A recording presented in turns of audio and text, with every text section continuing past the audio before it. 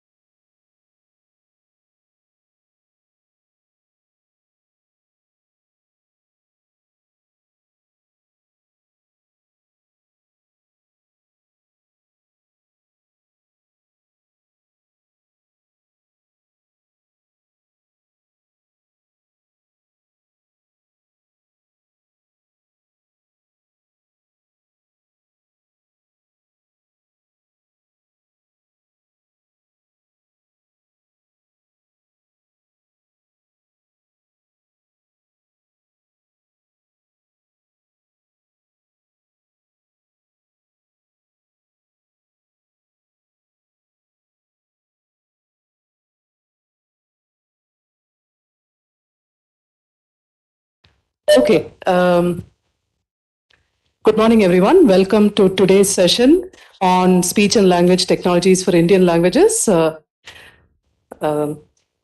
Apologies for the delay.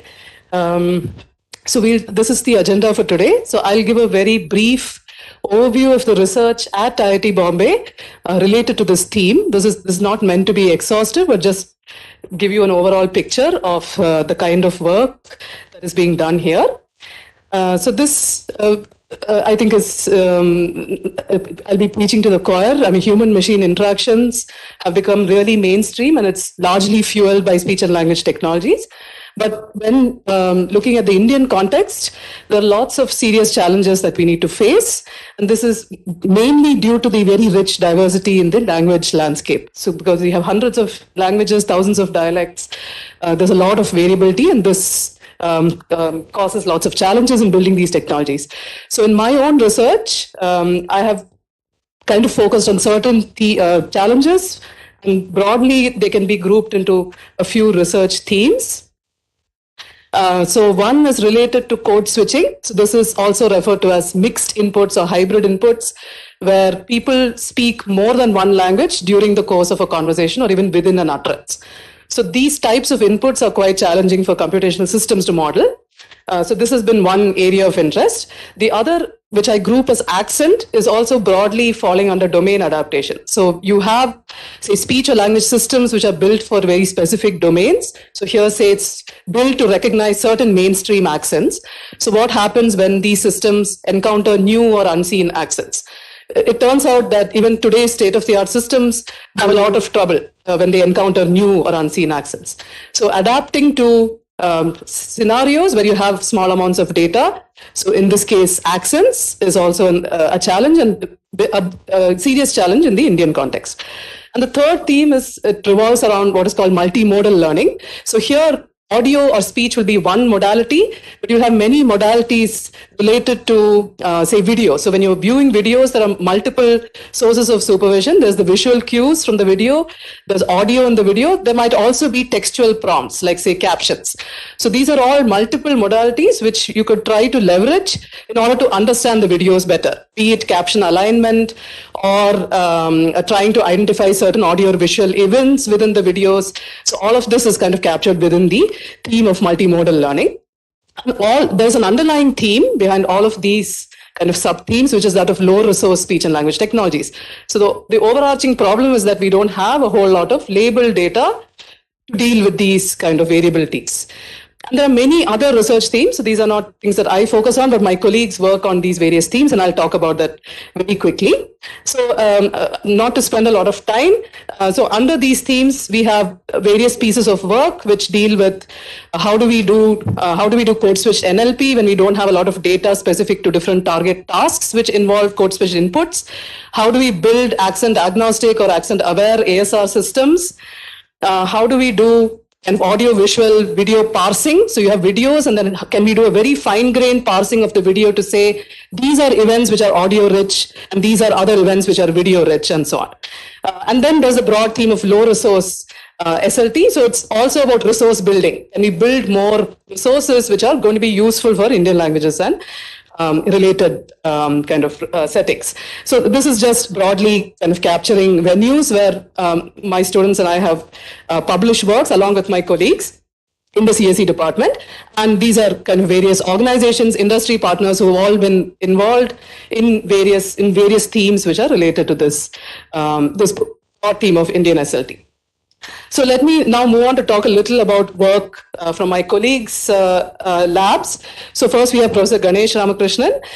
So he's currently leading this project called UDAN, which is all about the machine translation ecosystem. So it's the entire ecosystem, including end users, translators. So there's a very nice interface which will be made open source. And there are lots of interesting features which are built into this tool. So I encourage you to please check out udanproject.org if you're interested in the ecosystem. This is completely supporting Indian languages. So we're always interested in kind of bringing on more partners on board. And this ecosystem also supports post-editing. So post-editing is a very common feature when you're dealing with large-scale machine translation systems, because automatic MT systems still are not at par.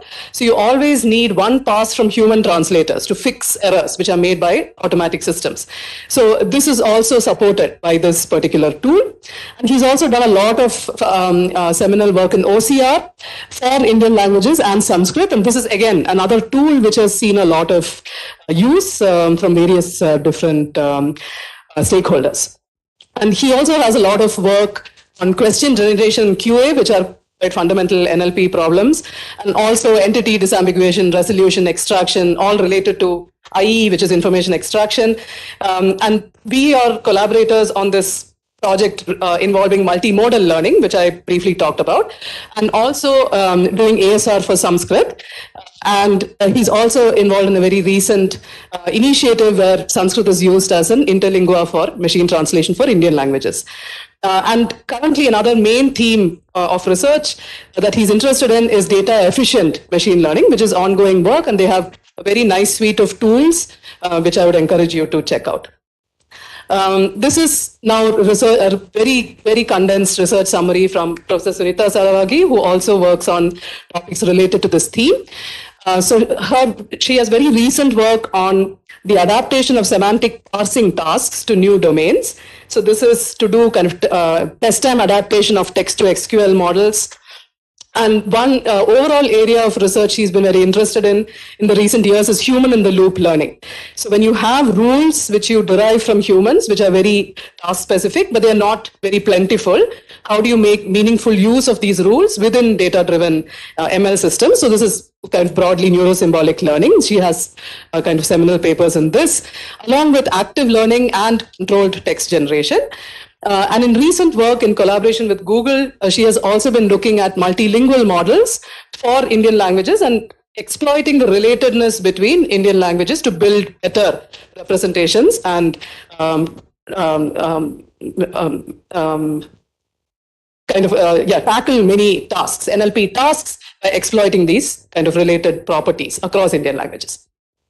And the next kind of one-slide summary is work from my colleague in the EE department, Professor Rajbabu Velmurugan, who has done a lot of work on audio, speech, and kind of joint audio-visual research. So his research focuses on multi-channel speech and audio processing. So this includes speech enhancement, source localization for separation. These are all very important problems to tackle, especially in the Indian context. He's also looked at sound event detection and classification jointly with Professor Preethi Rao, who's one of our invited speakers today. And he's also done joint audio-visual speech recognition, which is a very useful way of approaching the recognition of speech from videos which are derived from classroom settings. And this he has done also for Indian languages. And he's built many applications of speech and audio, including a system to query in vernacular languages for farmers. And finally, this is work out of Professor Pushpak Bhattacharya's lab. So he's also an invited speaker in today's session. So he is the lead of the CFILT lab, which is the Center for Indian Language Technologies. And it's a very well-known center in India. They have a cumulative 25 years of research in all major NLP and ML areas. And as you can see, they broadly cover lots and lots of kind of research themes, including low resource NMT, sentiment analysis, which is a large focus of the lab, summarization, cognitive NLP, which is a recent focus, and they have large substantial sponsored projects from various institutions, from various funding agencies, including industry partners and government agencies. And we'll hear more about his work from his talk today. So without further ado, let me just briefly introduce today's speakers. So the first speaker is Professor Pushpak Bhattacharya, who today will tell us about Indian language machine translation broadly. So he'll give us kind of an overview. So he is a professor of CSE at IIT Bombay, educated in the IIT system all through. His BTech is IIT Kharagpur, MTech IIT Kanpur, PhD IIT Bombay. He's done extensive research, as I already mentioned, in NLP and ML. He's published more than 350 research papers, guided hundreds of students, lots of accolades to his name, which I'll just let you read in the interest of time. And we're very happy that he agreed to be an invited speaker today. Our second speaker, whose work I didn't introduce, but she will tell us more about it today, is Professor Preethi Rao from the EE department. So she has been a faculty member in the EE department for more than 20 years and has done lots of seminal work in the area of signal processing with applications both in speech and audio and also music information retrieval. So she received her PhD from the University of Florida, Gainesville, and she's an alum of IIT Bombay. She got her BTech here. And she also co-founded Sensible Audio Technologies, which was a startup incubated at IIT Bombay. And we're very happy that she will tell us a little today about how to assess spoken language proficiency using AI/ML. So these were our speakers from academia. And our third speaker is Birud Sheth, who is the co-founder and CEO of Gupshup, whom many of you might have heard about. It's a conversational AI unicorn with offices both in US and India. And he's a two-time entrepreneur. He's an IIT-B alum as well and an MIT alumnus. And here you can read more about Gupshup and its vision. And he's going to tell us a lot more about this in his talk today, which is all about transforming business to customer interactions in India. So we're very glad to have him here and give us this invited talk. And the final talk of this session will be delivered by Dr. Partha Talukdar, who is a research scientist at Google Research, where he leads the group which is focused on NLP. He's also an associate professor on leave at IIT Bangalore. He received his PhD from University of Pennsylvania, and then he did a postdoctoral stint at CMU. He is broadly interested in NLP, ML, knowledge graphs, has done really seminal work in these areas. And he's also a co-author of a book on graph-based SSL. And today he'll tell us about how to scale NLP for the next billion users, which promises to be a really interesting talk. So with that, I'll hand it over to the first speaker of this session, Professor Pushpak Bhattacharya. Thank you, everyone.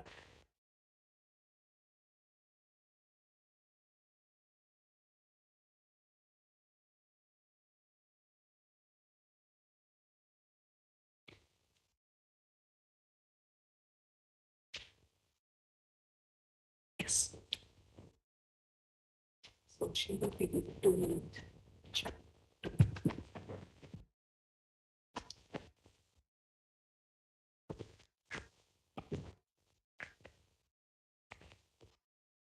Hello. Hello. Audible, right? Hello, I'm audible.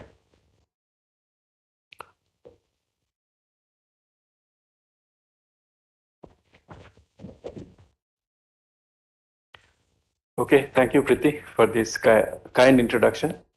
I'd like to talk about Indian language machine translation, and the roadmap is that I'll touch upon IIT Bombay's work on multilinguality. Preethi has already introduced the work being done in our institute, but relevant to this particular theme of Indian language machine translation.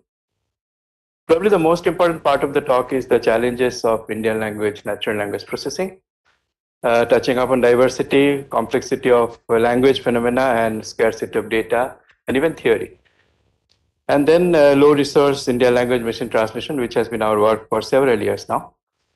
Now, I just take the liberty of reading an ode to scientists and engineers, which I composed.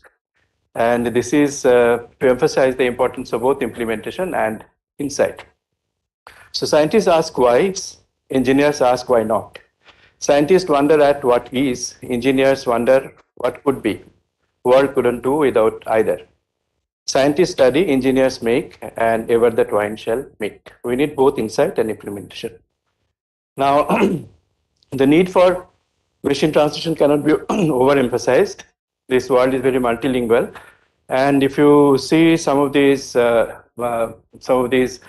newspaper reports, blog reports, Bing Translator supports 103 languages, Google Translator supports 109 languages, and another 126 are under development. Maybe Partha will talk about it. And India is, of course, a very, very multilingual country, 22 scheduled languages, and more than 1,500 languages and dialects are in use. Now, IIT Bombay's cutting edge work on multilinguality, which pertains to this theme, Professor Preethi Jyoti's theme is code switching, low resource multilingual ASR. These are important for speech to speech machine translation. ICAS 22, EMNLP 29, many papers in interspeech. Professor Preethi Jyoti and Professor Ganesh Ramakrishnan, resources for automatic speech recognition in low resource languages. For example, Sanskrit, ACL 2021, interspeech 20. Professor Preethi Jyoti and Professor Sunita Sarawagi, low resource ASR language model, many in ICASP and interspeech. And Professor Sunita Sarawagi and Professor Parth Talukdar, which work we have also used and we are very fascinated by, is cross-lingual transfer, work on cross-lingual transfer in ACL 21 and ACL 22. Now, I have had a long journey in NLP for the last 25 years. And some of the pertinent themes are, this broad framework of machine translation, Wordnet building, relevance feedback calculation, Shata Anuvadak, which was a statistical machine translation system, use of pivot language for low resource machine translation, then multilingual named entity recognition, transliteration, neural machine translation. Recent work with Professor Preethi Jyoti on disfluency where speech and NLP interact with each other. Now, the challenges of Indian language computing is something we have to keep in mind for Indian language machine translation. And that is possibly the insight part which we need to keep in mind. So Indian language challenges are the following. There is huge amount of content scarcity. And scale and diversity is tremendous. 22 scheduled languages, 13 different scripts, and over 720 dialects. Huge data requirement for machine learning based machine translation, approximately 22 into 21 into 1 million. That's about 8 billion words corpora we need for any reasonable amount of reasonable size machine translation system. Of course, we can take the n way versus n square way resource creation, but the quality of machine translation suffers if we do not have a specific pair of languages corpora. Now, languages in the virtual world, their distribution is also very interesting. If we take the Wikipedia, then English has about 6 million pages and 54 million articles. Now, in the 2 million pages club are German, French, and Spanish, whereas in the 1.5 million club are Japanese, Chinese, and Arabic. When we come to Indian languages, Urdu, Hindi, and Tamil are in the 150,000 page club, and Marathi, Malayalam, and Telugu are 70 to 80,000, whereas Nepali, Gujarati, Kannada, and Odia are in the range of 10 to 30,000. So there is tremendous amount of variation in terms of content on the internet. There are huge challenges in Indian language NLP. Probably one of the most important challenges is code switching. In India, people freely mix languages. There are English, Tanglish, and Banglish, which are mixtures of Indian language and English. There is absence of basic NLP tools and resources, absence of linguistic work for a number of languages. Now, on code switching, I would like to draw your attention to a very interesting WhatsApp conversation between two ladies, which I am witness of. There is this conversation between Lady A and Lady B, both are Bengali speakers, and they use a lot of code mixing. Lady A asks, yesterday you told me about a shop that sells artificial jewelry. Ki naam jano. Okay, what is the name? So there is code mixing. And Lady B wrote NYKAA. Then Lady A gets offended and says, what do you mean, madam? Is this the way to talk? So this is an actual situation, actual WhatsApp conversation. So what is wrong? Lady A did not reply, she was angry. The problem is there is this NYKA, Nika jewelry shop, okay? And this happens to be homophonic, similar pronunciation with the Bengali word Naka, okay, which means somebody pretentious, okay? It is a derogatory word.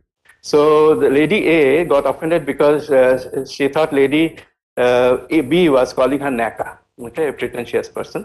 So this is a concatenation of very interesting influences, namely code mixing and ambiguity of named entities and common nouns. Okay, so this kind of situation always arises, and it is amazing that we still carry out conversation crossing all the barriers of ambiguity.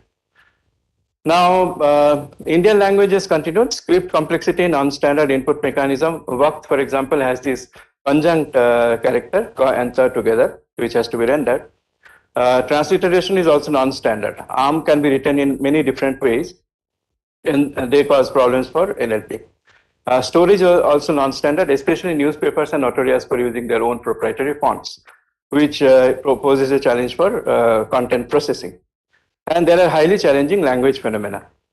Now, if we look at this linguistic typology tree, the Indo-Aryan family is divided into Western, Southern, and Eastern subfamilies. And under the Marathi and Konkani are in this Maharashtri subfamily. Punjabi, Gujarati, Western Hindi come under Sauraseni, and Eastern Hindi, Assamese, and Bengali are in the Magadhi stream.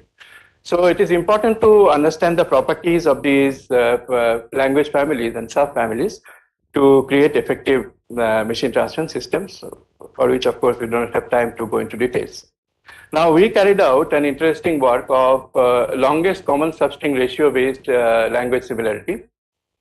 And if you see this Hindi column here, Hindi has a lot of similarity with Punjabi, 67.99, then with Gujarati, 58.66, Bengali, 52.30, and it falls drastically for Tamil, 28.96 only. So longest common substring ratio is a good measure for language similarity, which we have exploited in our work on machine translation. Continuing the language phenomena, complexity of language phenomena, three most important complexities are conjuncts, compound verbs, and agglutination. So advice in Hindi is written as, advice in English is written as salah dena, which is a combination of noun and a verb. Compound verb is extremely interesting and complex. In Hindi, we say has parna. In Bengali, this is heshe otha. So laugh fall and laugh rise is the combination. It's interesting why Bengali says heshe otha, laugh rise, and Hindi says has parna, laugh fall. This is very interesting. And there is heavy agglutination of Dravidian and Tibeto-Burman languages. So here is an example from Manipuri. They can consist of 10 or more morphemes. So see this word, pu, sin, han, ja, ram, ja, da, ba, ni, da, ko, means I wish I myself would have caused to bring the article. So this kind of agglutination is very common in Dravidian and Tibeto-Burman languages and pose a big challenge for machine translation. So we created Indian language Wordnets with Hindi as the pivot, and they have proven to be very useful for, especially for rule-based machine translation. So Indian language machine translations, we have been involved since 1996, and machine translation is known to be of important paradigms like data-driven machine translation and knowledge-based machine translation. Under knowledge-based machine translation, we have rule-based machine translation. Under data-driven, example-based machine translation, statistical machine translation, and neural machine translation. So what we have observed is that there are 3 A words which are the critical factors in all these different paradigms. For example, in rule-based machine translation, analysis plays a very important role. In EBMT, analogy, in SMT, alignment of words, and in neural machine translation, most probably, attention. That is the crux of the matter. Now, languages have different ways of expressing meaning. This is called language divergence. And there is a nice abstraction called Vauquois triangle, which places languages with respect to their diversity in a kind of pyramid or a triangle. When the languages are completely disambiguated and taken to a language independent representation, then the natural language generation task actually produces the target sentences from the language independent representation.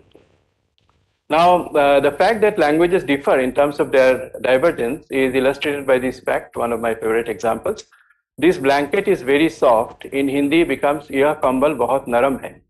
Now, Hindi and Marathi are almost one-to-one correspondents. Ha kambal khub naram hai. If we substitute the vocabulary, we get the Marathi sentence.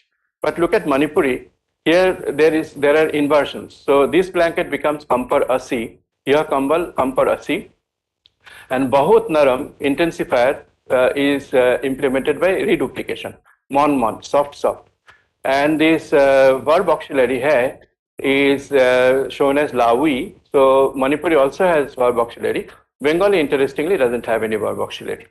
And Bengali also introduces a particle T, a kambal T, a definite noun, which is a property of Bengali language. So we have to cross these language barriers to create machine translation systems. So in 2014, we carried out a pan in Indian languages statistical machine translation. You can see that for Indo-Aryan group of languages, the figures are, the values are high, whereas in the Dravidian family, the blue score falls very drastically. Wherever Dravidian language is involved, the blue score really reduces quite drastically. So we understood that we need to have a lot of data, but it's not possible to have so much of data. So we have to artificially boost the resources. So subword-based natural language processing, then cooperative natural language processing, high-level language properties, they have been exploited by us to create machine translation systems.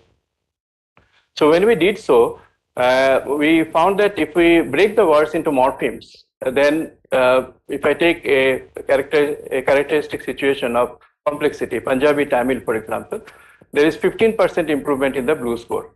But when we use byte pair encoding level translation, then the improvement is much more. This is about 20% improvement.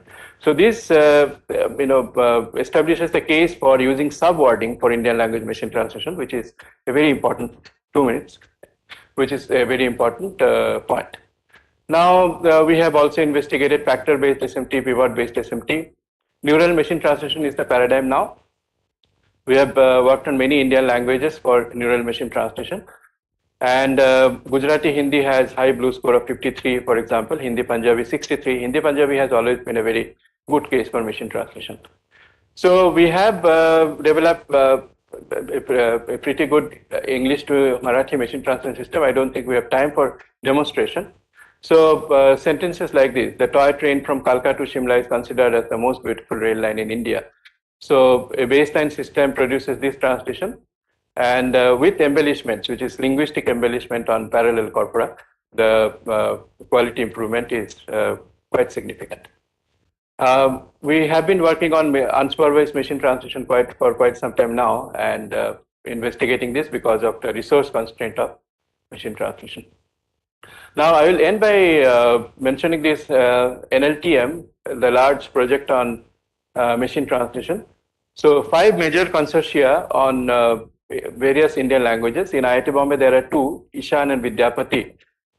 Ishan is for Northeast languages, and Bengali, Konkani, Maithili, Marathi is also led by IIT Bombay.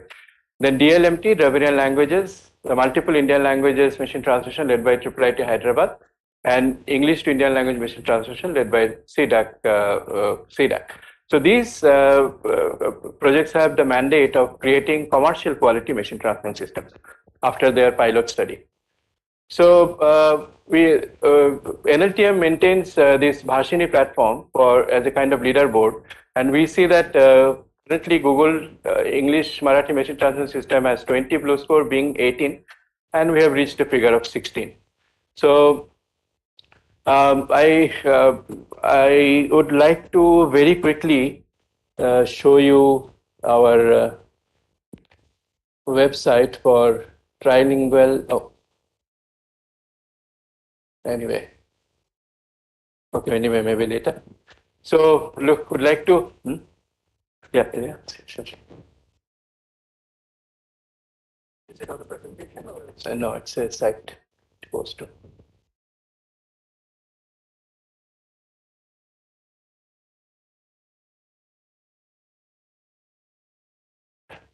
Oops.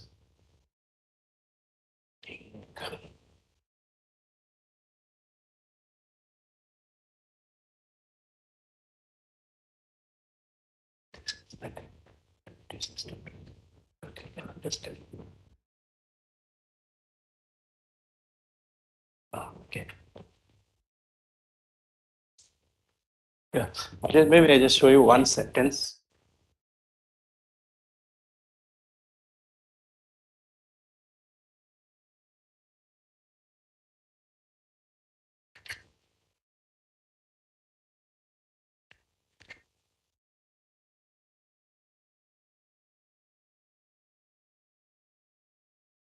Is English to Marathi.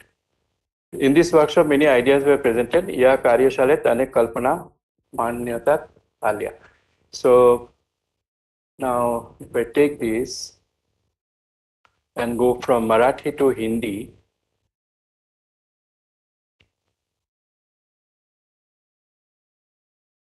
I'm almost done.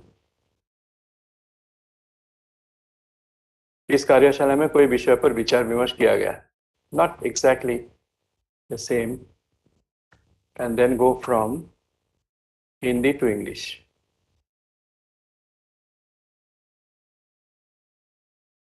This is a trilingual machine translation system.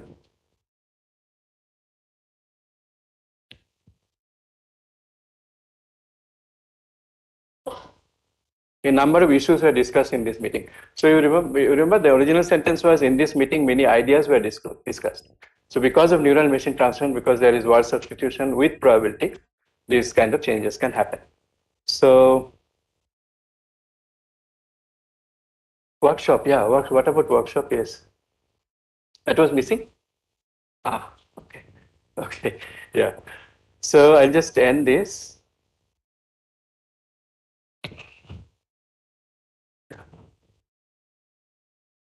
So of course, multilinguality is need of the hour. ILMT has special challenges, which I wanted to describe in some detail.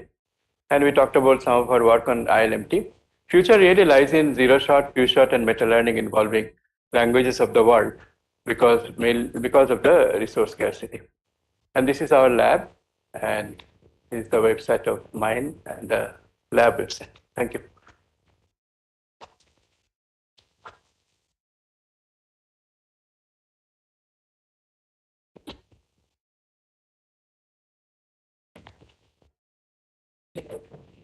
Oh, sorry.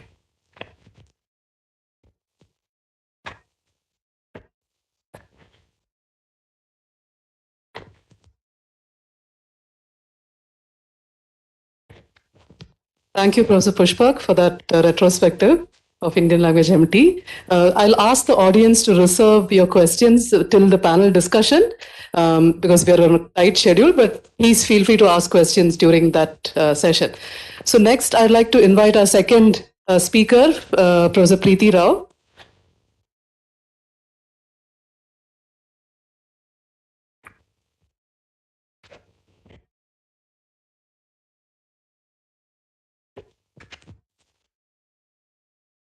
Hello, is that loud enough?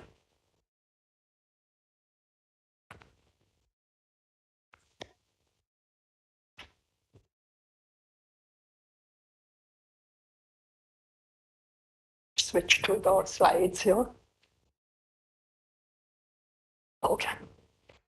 Yeah, okay.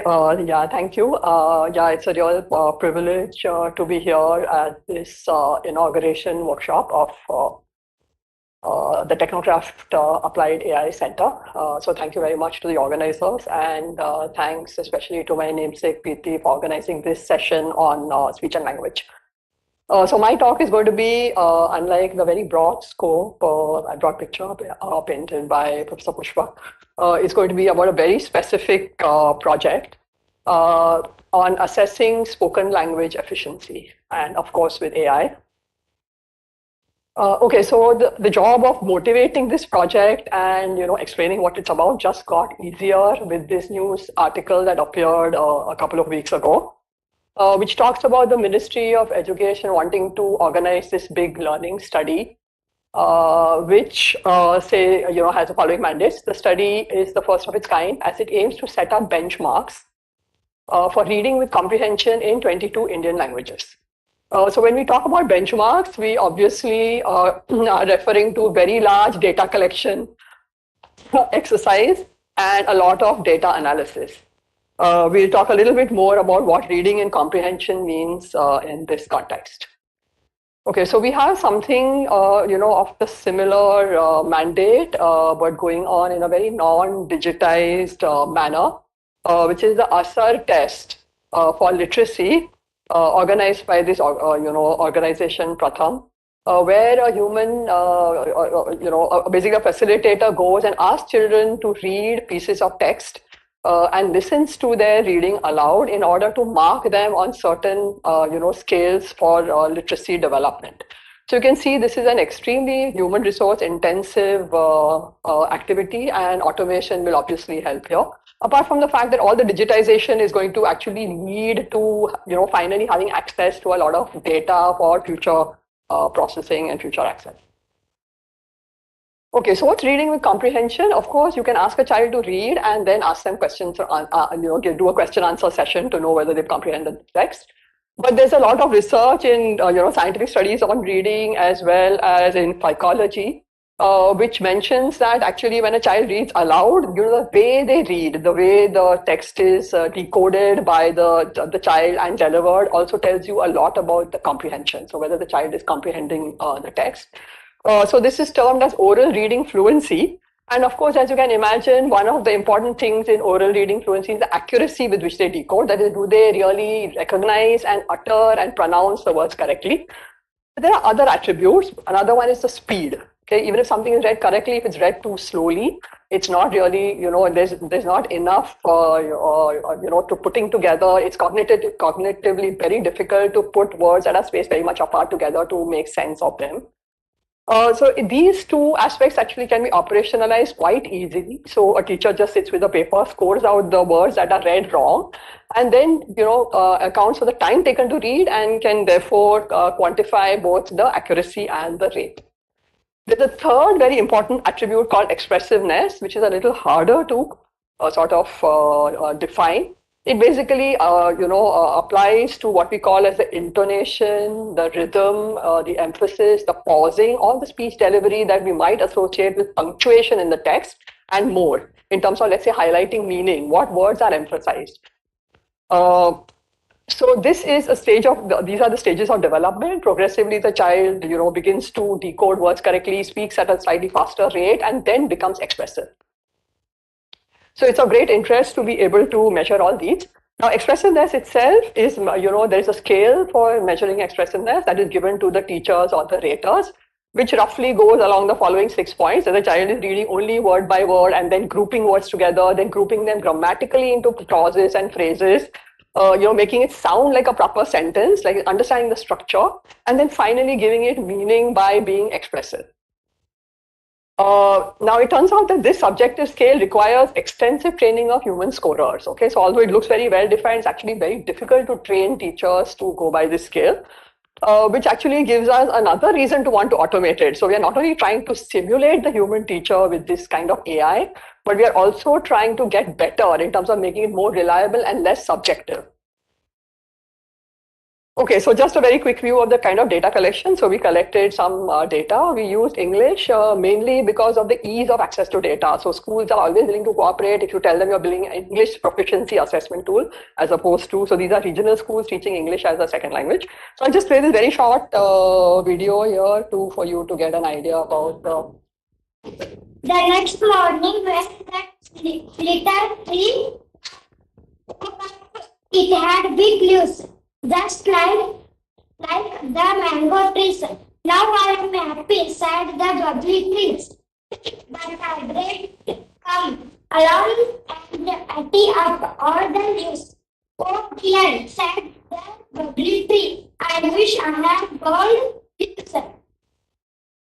Okay, so this is a passage of connected text present to the child, and the child is reading and we are recording, and that's the data we bring back, and we have it rated by English teachers on a scale of 0 to 5 for comprehension, very similar to the scale that I just showed you earlier. Now you can see that, each rater, the raters by and large agree, and they rate it, and we see a good dispersion on this expressiveness or comprehension chart here. Of course, the raters are different. There's one rater who's very conservative, does not use extreme levels, another rater who uses all of them, and so on. So there are ways for combining and normalizing this to get better targets for the development of our system. So all this is ground truth data for our system. Okay, so what are the signal computations that we do in order to extract this notion of expressiveness? The signal computations involve finding these very parameters that are the underlying cues to expressiveness, such as a pitch variation, intensity variation, and so on. So we have this, for example, a single word. So this just is a sentence that said, while he was sleeping, the tortoise came and cut off his tail. So the sleeping is a word that's emphasized, and that shows up in terms of the pitch rising as well as the elongation of the word. So these are the aspects that we want to capture in order to quantify the expressiveness. Okay, so this is known as prosody, and there is a certain text-independent prosody. That is, does it sound like natural language? Is it varying at all, or is it very monotonous, and so on? And then there is text-dependent prosody, which depends on exactly what the text is. Are the right words emphasized? Are the pauses in the right places, and so on? So we essentially need to find these features and aggregate them not only at the word level, but also across entire utterance, which comprises of a few sentences, in order to come up with a single score on the oral reading fluency. Okay, so how do we automate this? We first of all need access to the reference. So here is a reference of a story and how we marked it up for the so-called information structure. That is where the pauses can come and what words should be emphasized. So this is a connected text. You can't have pauses at arbitrary locations. They have to be at phrases and clauses. And the important words are such as whenever there's a new information. For example, when you already mentioned a pond, here we do not highlight pond the second time. It's not emphasized because it's given information. So this is the reference information structure. There are ways using NLP, pre-trained models to predict this information structure. So in essence, you can take an unseen text and find this information structure and then compare it with what you find from the acoustic signal processing on the child's utterance. Okay, so if we do this, then when we try and predict rater scores with a trained classifier, so in this case, we use, a tree ensemble. And because, one of the things that's really important in this kind of work, educational assessment, is the model explainability.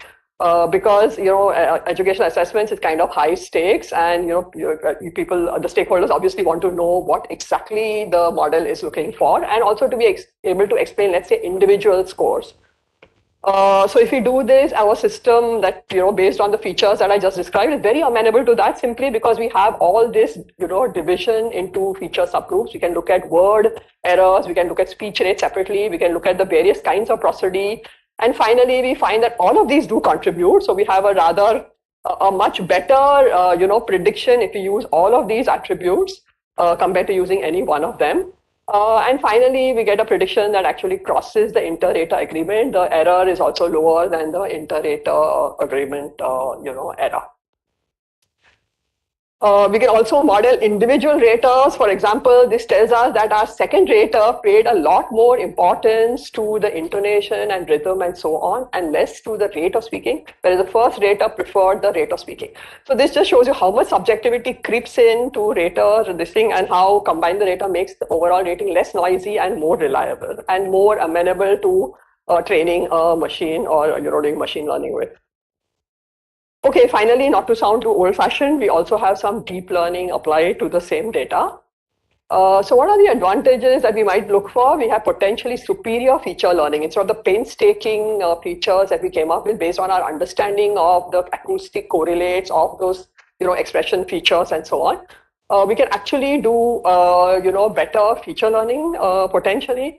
And also feature aggregation. So there's a lot of aggregation going on. The teacher listens to an entire paragraph, which might take about 30 seconds to read, and comes out with one score in a 0 to 5 scale. So we need to aggregate a lot of this low-level underlying, acoustic features that we are seeing in the signal.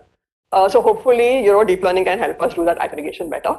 Of course, there are data set challenges, but maybe trying to use the many speech pre-trained models, maybe the ones that have also been trained in a self-supervised manner.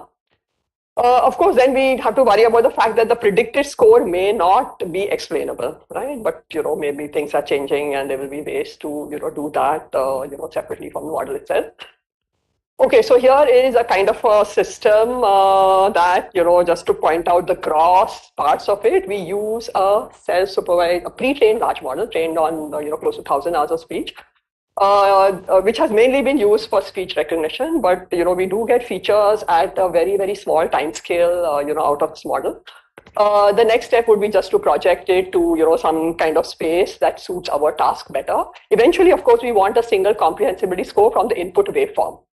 Right? The aggregation takes place at another level here, but you can see it's still very basic. All we are doing is doing some fine timescale feature finding, and then from the waveform, and then aggregating across the entire utterance, and then finding a comprehensive score. Okay, so with this kind of, this kind of model, which it really is, has some relatively generic blocks, we already get a correlation that's a little higher than what we got before. So we have a slightly larger, correlation here. Going ahead, we are just wondering and, at how we would bring in, like, for example, all the text dependencies that we brought in. We haven't supplied any text to this model. It only has the, input waveform. So there's some scope, I think, for further improvements there. And of course, it would be really nice if we could get these models also to use unlabeled data, because doing recordings is one thing, but getting experts like teachers to rate them is a lot more difficult. So this is, some of the things that would be quite interesting to try. Okay, so that brings me to the end of the description here. So our other ongoing work happens to be on automation of Asar for Hindi and Marathi. So Asar also uses connected text passages, which are, maybe 4 sentences or 6 sentences and so on. And they also have their education experts who actually come up with these rubrics in terms of, how to rate or score these passages in terms of, the child's reading aloud skill. And another project involves speaker diarization or classroom audio recording. So there are these classrooms where a very simple, mobile phone or audio recorder is placed. The whole classroom session is recorded, and then we analyze the audio to predict teacher engagement. So how much of the time was the teacher talking? Was there, let's say, turn taking between the teacher and the child? And were there, responses where many children were involved? Pretty challenging problem, because the audio tends to be very noisy, very mixed, teachers talking, children shouting, and there are just a lot of things going on. But still quite an interesting problem, simply because of its potential applications. Yeah, fine. So my collaborator in this is Professor Rajbabu. So thank you very much for your attention. And this is just the current project team. It's been a project in a few years now, but we have a team that I've listed here currently. And we also have our language teachers. And finally, this work is, financially has been supported by the Tata Center for Technology and Design at IIT Bombay, and more recently a partner who's funding and also very interested in deploying this kind of solution, WPP India Foundation. Yeah, so thank you very much for your attention.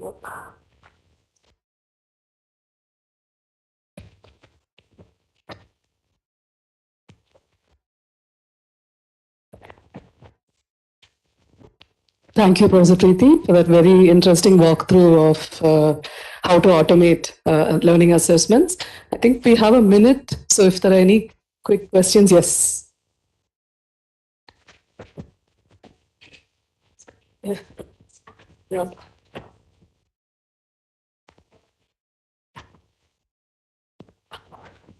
Yeah, so I think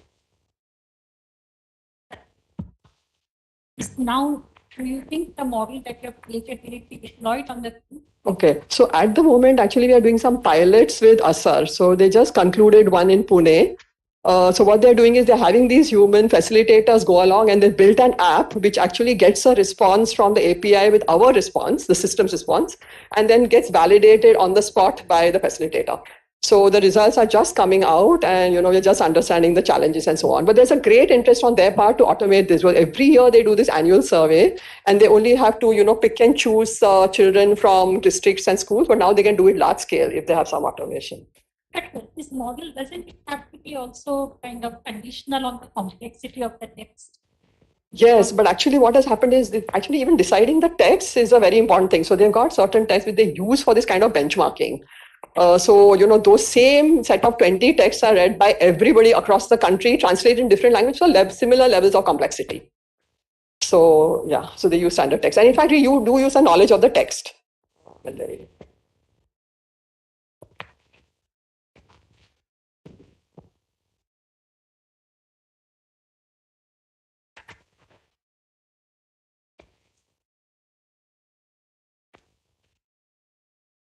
Hi, ma'am. So you told about the issue of explainability.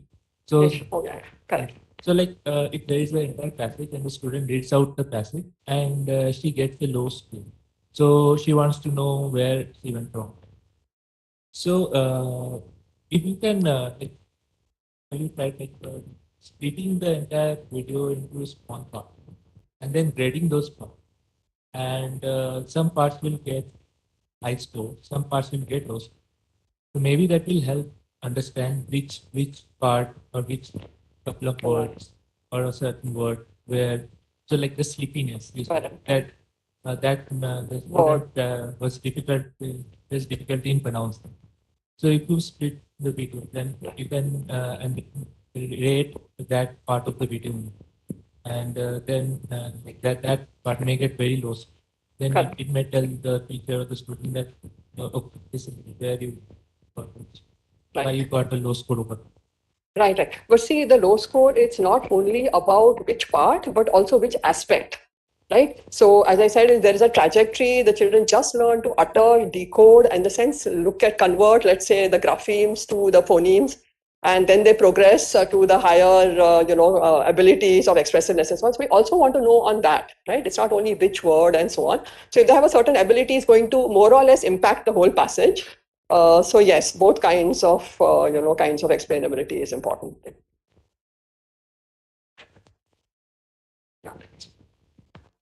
Thanks again, Professor Preethi. Okay, so the next speaker in this session is Bidu Chet, who will be doing this online, and is he online? Yes. Okay. So he's here. Bidu, are we audible? Yes, you are. Can you hear me? Welcome. Yes, we can hear you. So he's going to tell us about the future of conversational AI. So over to you, Bidu. All right. Well, thank you, and thanks everyone. I'm going to present a slightly different perspective. I mean, all of you guys are doing great research. I'm going to talk about the applications of that research and the impact it's going to have out there. Because that's what my company does. That's what I focus on, and I think hopefully it'll provide a different perspective and industry perspective to what's going on, right? And sort of conversational AI is fundamentally poised to transform the way businesses communicate with consumers, and especially these B2C interactions in India are going to be radically, transformed. So let me just take you through a few thoughts, right? Firstly, just to set some context, and no, this is not a gupshup presentation, but I just want to set some context in that, we are focused on helping businesses engage their customers, through conversations and commerce. And our tagline, so that we focus on these one-on-one conversations with everyone on a large scale. And the reason why some of these things are happening, right? I mean, people have been working on NLP technologies for decades now, right? There's a lot of research happening, but there's something really significant and fundamental happening in the tech ecosystem right now, right? Over the last couple of years, that really brings conversational AI to the fore. And to just put it in context, right? If you think about the Western or the developed markets, like in the US, long before smartphones came about, the web was a well-established consumer habit. Email was very well-established, and even call centers, right, were well-staffed. And therefore, all of these ways, all of these methods for businesses to engage their consumers was already available, right? So when the smartphone came about,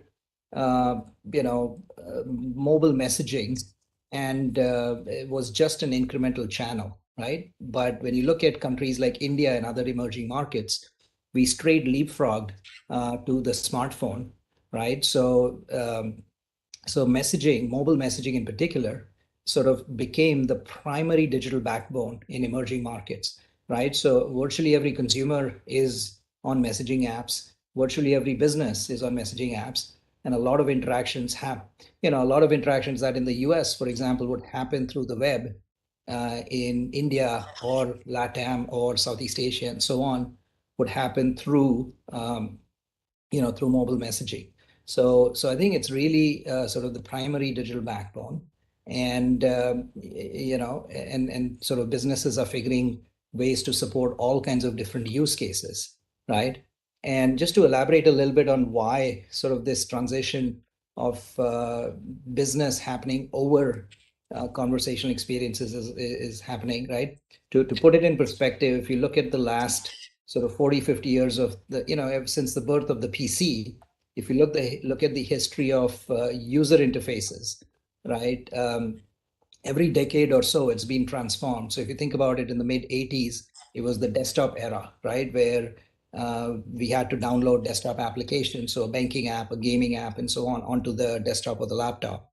And then in the mid 90s, it completely switched from this client-side software paradigm to server-side, sort of browser and web model, right? So the only app you needed on your device, on your laptop or desktop, was the browser, and then software was all on the server side, on websites and so on.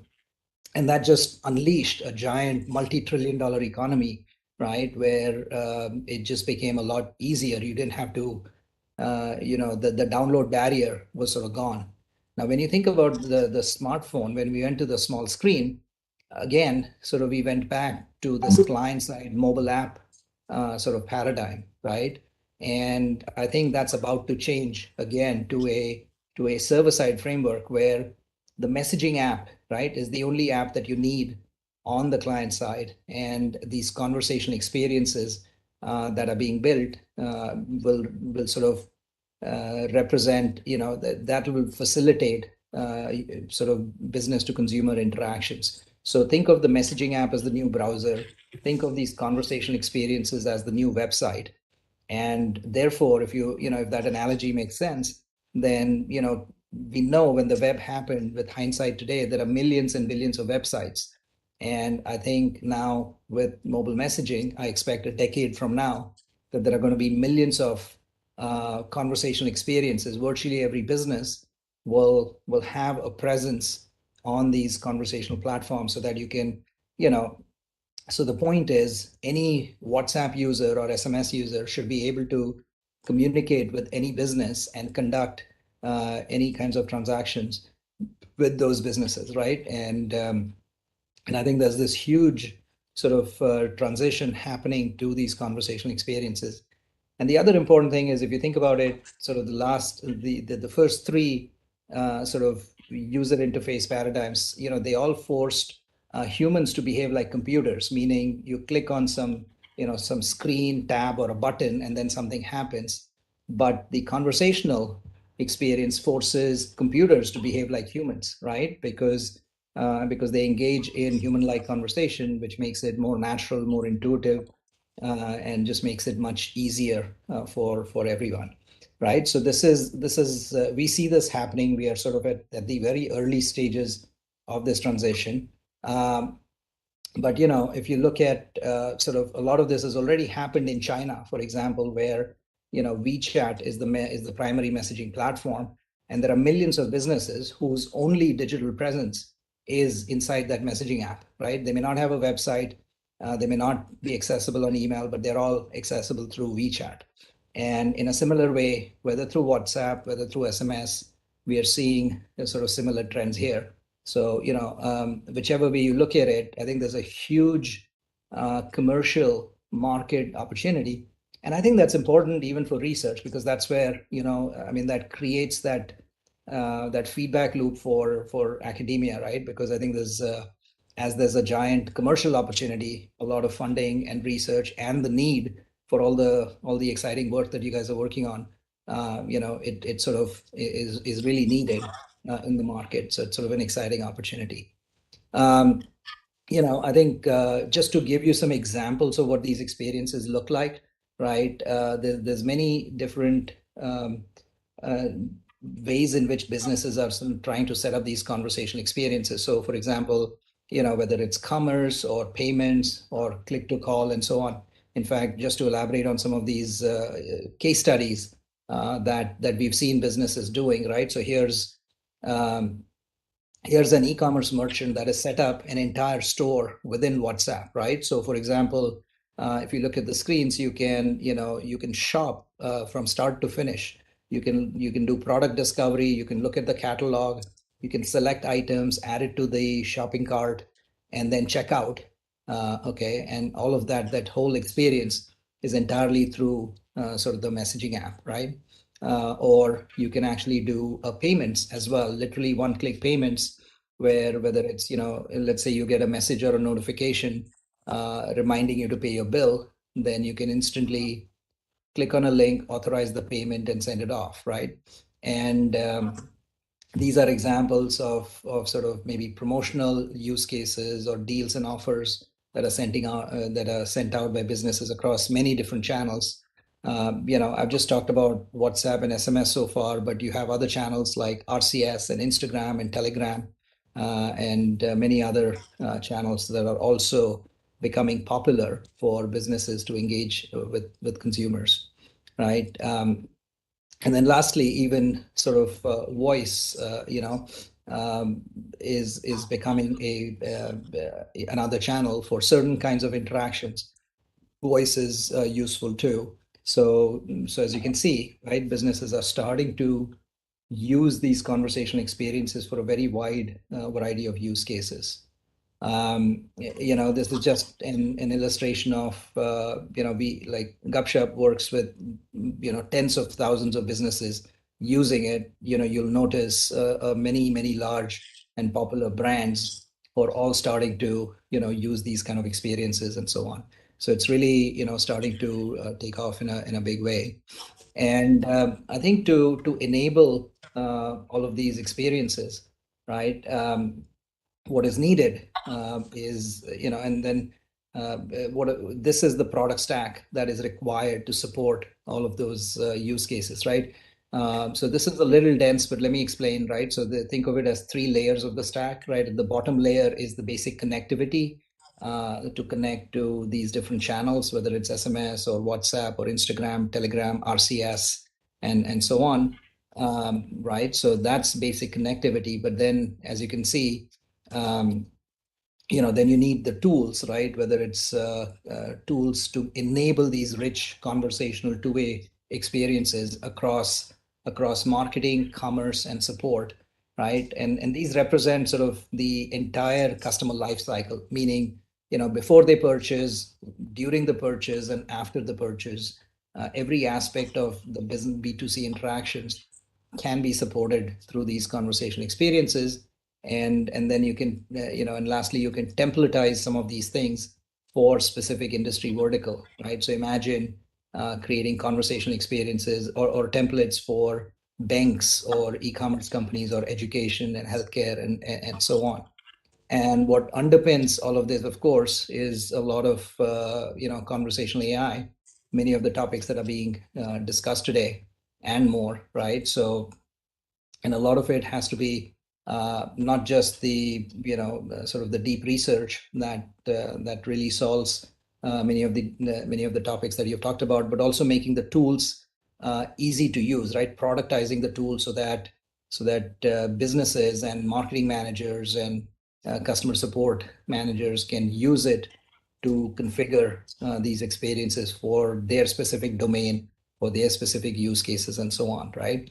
So we talk about sort of no code, tools, code builders, and so on, or even packaging some pre-trained AI models specialized for certain domains, right? Maybe a retail brain or a banking brain, sort of just packaging it in a standard way. Because, for example, the word account in the banking domain may have a very different meaning from education, right, and so on. So imagine if these can be pre-created, pre-built, and templatized and packaged in a very simple and convenient way for for enterprises to use, right? So really, I think this as this plays out, right, as academia solves some really hard problems, as the commercial industry, businesses like us sort of package it up and make it available to businesses,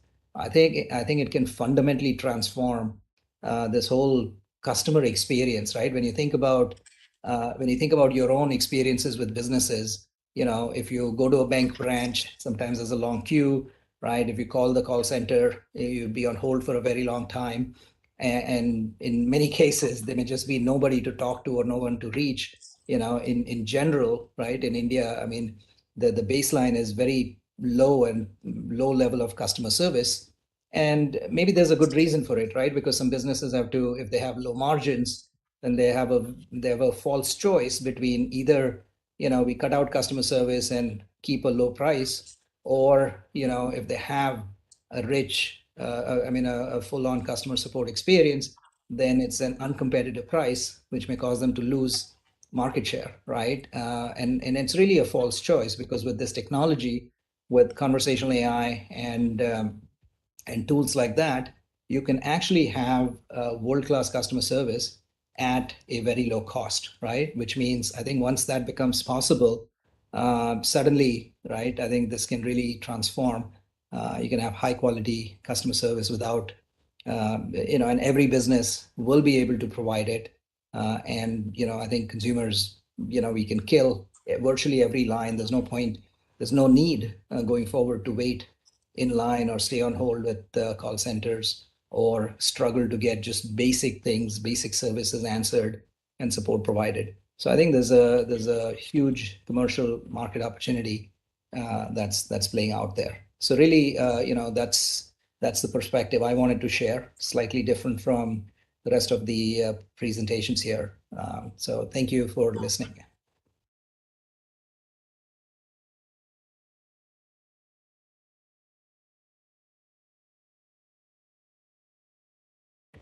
Thanks a lot, Birut, for that very nice illustration of the promise of conversational engagement platforms. I think we have a minute or two for questions. So if there are any questions from the audience. And those who are participating online, please feel free to write down your questions in the chat box. Okay, if there are no immediate, yes, there is one question. Could someone get a mic to Suraj? Can you get a mic?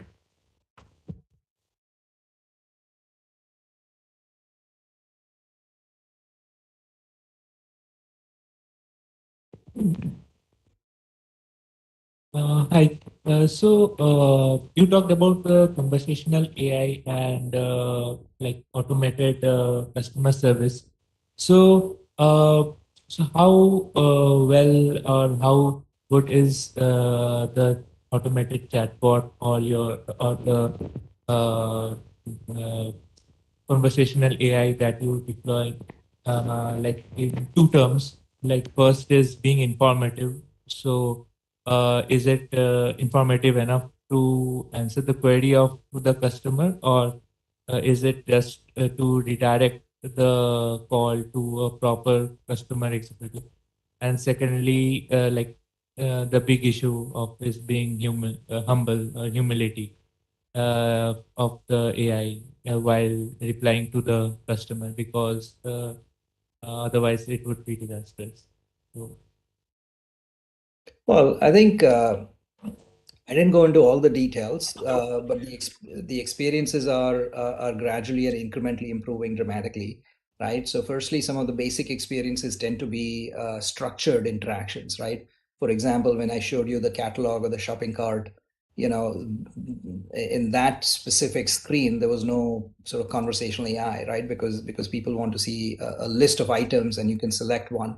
And it's a lot easier to pick one of 5 items than actually to type it in, right? But the next stage, but the more advanced experiences can be where the user query would be, do you have a red shirt, right? And then do you have it in small, medium, large? Do you have it, you can drive this product discovery. So when there are natural language queries, that's where conversational AI can come in to try and understand it through intent classification, figuring out what's the query first, look back into the catalog, find the item, and present it to the users. So I think what happens is, the way enterprises are deploying this, rolling it out, and we work with them in doing it is, obviously we do a lot of tests internally, and the most important thing is the bot has to set expectations, saying, here's what I can do, here's what I'm capable of. And if there's any query that it doesn't understand, then it escalates it to a human, or it says, I'm sorry, I don't understand, please talk to an agent, or things like that. So I think it's really the key is a bot should stay within its domain knowledge, within its capabilities. And if you do that, if you're very clear about it upfront and so on, then it just makes the whole experience easier. thank you. Okay, thanks again, Birut. And if you have more questions, the panel session will start in roughly 15 minutes. So we can hold off your questions until then. So the last speaker for this session is Professor Partha Talukdar.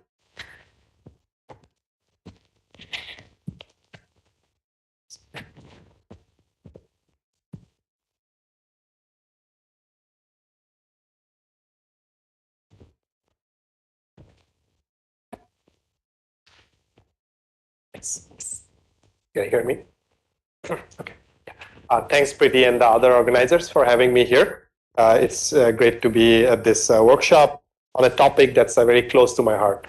So here, I will try to kind of give you an overview of various like language-related efforts that we are doing at Google Research India to help it scale to what I'm referring to as a next billion users. And this is a joint work with a bunch of people, both inside and outside Google, with many people in this room. So yeah, so like, I mean, I guess like we are all already motivated that like, there are lots of people for whom the language technologies that we have currently is not serving them very well. So in the world, we have like not thousands of languages, but currently we like, maybe have good language technology or reasonable usable language technology, or maybe like a handful of them, and we really need to scale that out. And so the colored part in the map is what is referred to as the Global South, in which India is a very prominent component. And we think of India as a microcosm of this bigger setting, where lots of the issues that we see more globally are also present here. And the hope is that like, if you're able to solve for India, maybe the learnings that we have here could be more applicable more broadly. So just looking at the India internet and the language scene, so according to statistics from June last year, so we have more than 830 million internet users in India, and that's a growing number thanks to the increased connectivity and phenomenon like say geo. So the connectivity issue is getting resolved and people are able to come online, but only 10.6% of the population actually has some knowledge of English. But then if you consider like the proficiency level, that number is going to be, percentage is going to be much smaller. And 68% of the user base consider local language content to be more reliable. And 90% of the new internet users, so users who are coming to online to the internet for the first time, prefer local language content, and they want to experience the web in their language of choice. So as you can see, there is a tremendous number of users who could get benefited if we had the right technologies to serve them. And this is kind of like the need of the hour, that we need to develop language technologies and help the internet thrive in Indian languages.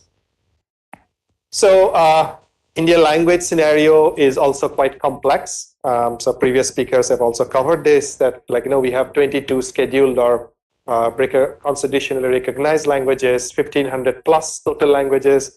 There are more 30 languages with more than 1 million speakers in each of those. Lots of scripts, and then to add further complexity, like we also are a multilingual society. So like it's very common for people to know more languages and also mix multiple of those languages even in a single utterance, which raises more challenges in terms of developing technologies. On the right side of this chart, you see the native speakers of these languages across these 23, so 22 plus English. Hindi is the most spoken language, but then we think of Hindi as a one big monolithic block. But then there are like lots of different related languages, dialects, even within that Hindi block, right? So there's kind of like 500 million plus speakers. But what we refer as Hindi is just the standard Hindi spoken in and around, like say national capital region. But so if you have a Haryanvi speaker who is speaking Hindi, we want to make sure that like the technologies that we develop serves well that Haryanvi speaker speaking Hindi, because that's going to be a little different from say the standard Hindi. And we have some technologies which are also not great for the say first top 10 languages or so. But then if you look beyond that, it's a blank slate, right? And that's a population of around 127 million speakers, and that's 5 times the total population of all Scandinavian countries taken together, right? So as you can see, there is a huge population base that we are not serving, and one of the main bottlenecks here is the lack of resources, that we don't have enough data. And this is just to give you a quick glimpse of what the current state looks like in terms of availability of label data. So this is taken for AI for Bharat, a bunch of important NLP tasks, and on the columns you see these different languages: Punjabi, Hindi, Urdu, right? So there are very, very few tick marks here. So even without going into the quality issues, just availability of data itself is a challenge, right? And I'm not talking about even say training data. Even if you have built an awesome model, we don't have data to evaluate those models in these different languages, right? So the state is not good. And then if we want to scale these language technologies for these different languages, we cannot expect to have lots of label data going forward, because that's not going to be scalable, right? You cannot linearly grow in terms of, say, the number of resources that are needed. So we need some sort of sublinear growth in terms of resources needed. So basically, we need to do more with less, right? So that's kind of like the approach we are taking. And we think that multilingual representations, where, say, one model is able to process multiple languages and find some sort of common bridge representation through which we will be able to transfer knowledge and supervision from languages which have more resources, more, say, web resources, data resources, like, say, English, German, to other languages, say, in most of the Indian languages, which don't have that kind of web resources, right? So thinking of, say, multilingual representations as an enabling tool to do this type of scaling by learning good cross-lingual representation. So I don't have the time today to go into the details of this, but the idea is to learn this kind of a common multilingual representation. We have built a model called Mural, which stands for Multilingual Representations for Indian Languages. So that has, so there are 2 versions. One is the base, which is around 236 million parameters, and a large version, which is 550 million. This has support for 17 Indian languages, so 16 plus English, and supports both native and transliterated script. So transliteration is the process, say you are using Latin or Roman English alphabets to write, say, Hindi or any of these Indian languages, because that's a very common phenomenon. And we want to make sure that our language models support that kind of cross script representations. So compared to other existing models, like, say, multilingual BERT that we compare against here, in both native and in transliterated scripts, when we build this kind of language family and region-specific models, we see that we get significant improvement in performance, ranging from 10 to 27% on average absolute increase in performance. And we have also made these models publicly available on both TensorFlow Hub and GitHub, so that you don't have to train it and you have a good starting point to build on top of it. What's also interesting is that all of the results that I'm showing you here, the improvements, are all in the zero-shot setting, right? So the training is just happening with English, and all of the evaluation and testing is happening on these various Indian languages that these benchmark tasks support, right? And as you can see, like, say, if you take the task of named entity recognition, these models are already able to give you 60 to 80% of F1 measure purely in the zero-shot setting, right? So doing transfer from English to Indian language. So this is one demonstration of the promise that these kind of multilingual representations present for us to do this kind of cross-lingual transfer, which is what we need to scale. Now, if you're just building these kind of models, so we build, say, Mural for Indian languages, then someone else does, say, Arabic BERT or Chinese BERT, or these kind of different multilingual models, then we are just creating more language islands here with hard separation between them, which is again going to break this principle of multilinguality, which is allowing all, say, languages to come inside one model. So to overcome that, we developed a method called merge distill, using which you can combine multiple of these pre-trained language models back into one model. So you can doing kind of like say analogy from say software engineering. So you have like some class, you're doing some forking initially, you do some independent development, and then you're merging those branches again into one common model. And that also has benefits in terms of maintenance. Now you don't have to deal with 10 different models, and you just have one through which you can do cross-lingual transfer. So I mentioned that, say, in models like Mural, we have 17 languages supported. Now, how can we quickly add that 18th language, say, into the model, right? Because we want to scale, and this is joint work with Sunita and her students here. So we developed a model called RelateLM, which leverages the relatedness that exists among these different Indian languages. Because, say, like the Indian languages fall to, like, say, 3 or 4 different language families, and languages within a family didn't all independently develop. So there is lots of cross pollination. There is some common source. So how we can leverage all of those, say, word form similarities and then sentence structure similarities to do this kind of scaling quickly. There are a lot more details in this ACL 2021 paper, and then we also have an upcoming paper this year.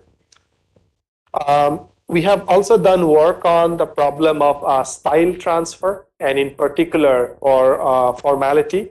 So how can we, say, given an informal sentence, like say, apni wali job mujhe mat batao, with some degree of control that you want to specify, that I want to make that particular informal sentence more formal.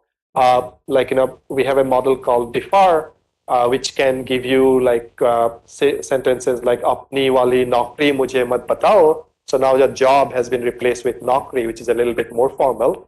And then if you crank up this degree of formality requirement, now the model says that aapki niyukti ke bare mein mujhe na bataye, right? So if you're familiar with Hindi, you'll probably agree that these are increasingly more formal compared to the informal input that we give. So doing these kind of style transfers are also important, and say particularly in formality. So if you're using machine translations, so many times they give you more formal, archaic responses. So we need the way to go from that formal to informal output to make it more accessible to the end users.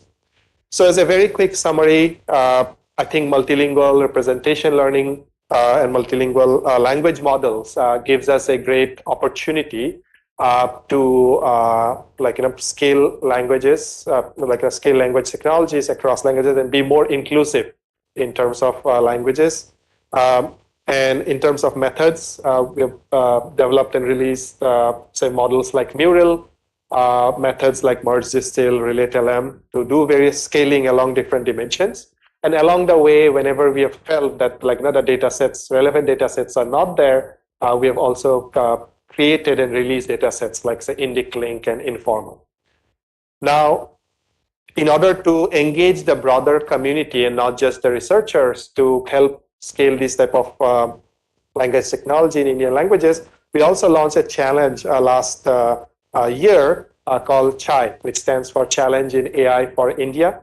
That was a question answering challenge for 2 Indian languages, Hindi and Tamil.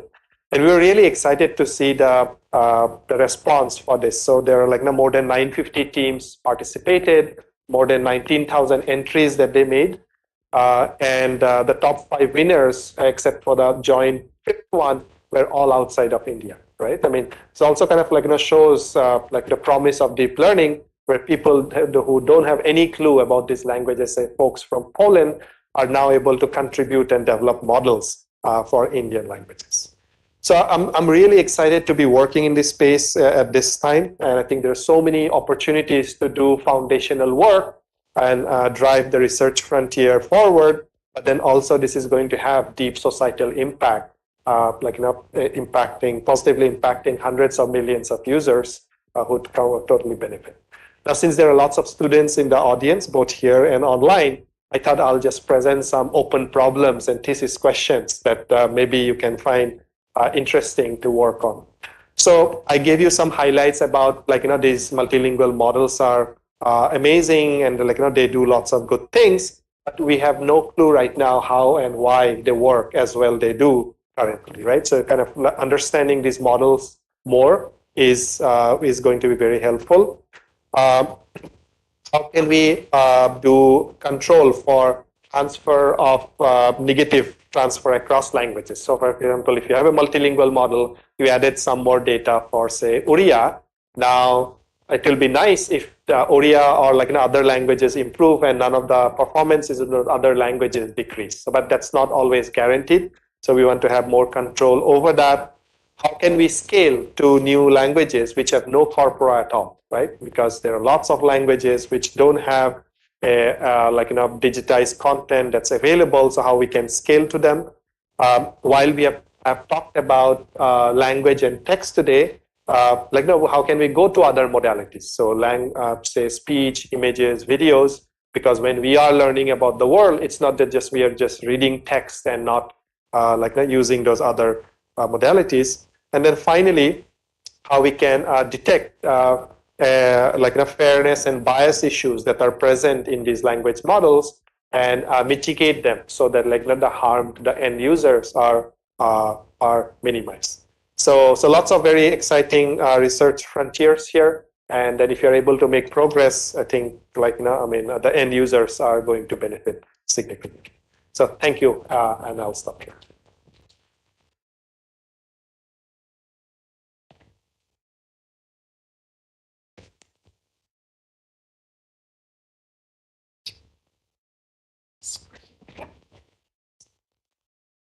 Thanks a lot, Professor Partha, for that really interesting talk and also laying out some of the very interesting open problems in this space. So I think we can start the panel discussion, and I'm sure there'll be many questions from both the attendees online and those of you who are here. So the panel is going to be moderated by Professor Ganesh. So if I could just request all the speakers to come up on the stage. And we are trying to get Viru as well.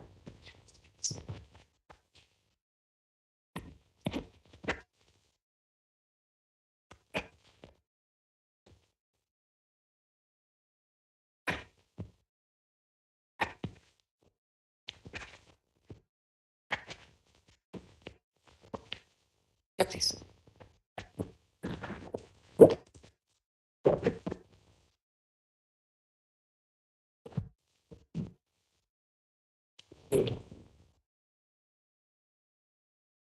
Yes.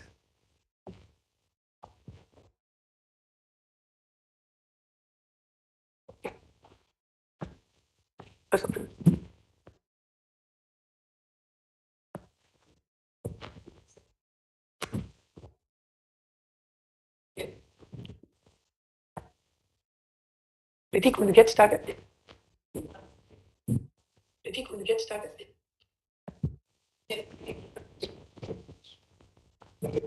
Yeah. Viru will come forward.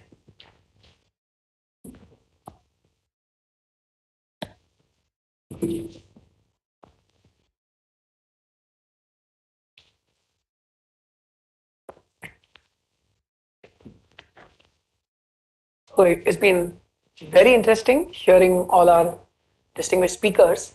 I've made a bunch of questions will be directed to one of you, and then the others could also pitch in. In the context of those questions, we could also have the audience detail some of the finer aspects. So the first is, what are some of the grand challenges unique to developing speech and language technologies in the Indian context? I'd begin with Professor Pushpak. You talked about the Walker triangle. Now, is there a way that the efforts, organizing resources, data sets, organizing models, can it be structured? Because it's high time that we look at the deeper versus shallower layers of NLP tasks. Where can languages share more? Where are the differences, the nuances to be specifically registered? So Pushpak and others could also. Thank you, Ganesh. So this is a very appropriate question to start the panel. What are the grand challenges? So I think rather than a plural noun, we'll use this singular. That grand challenge has always remained. This is called the multilingual projection. Multilingual projection. So, namely, you I'll go back to Chomsky, who talks about the competence and performance paradigm. So, human beings are born with language abilities.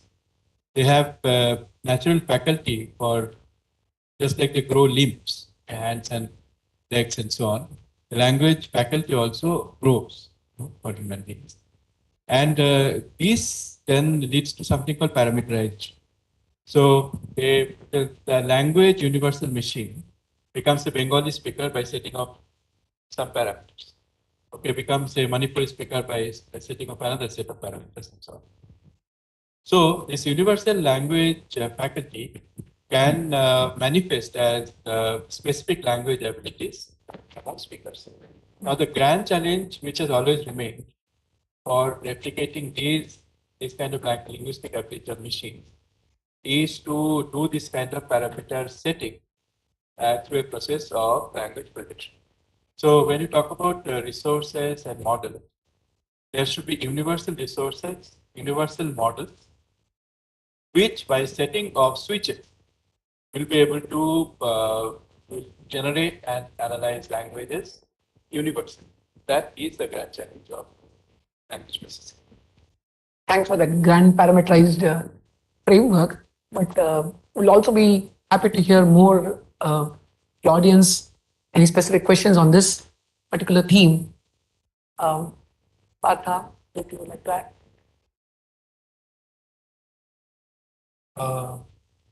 Yeah, I guess kind of like more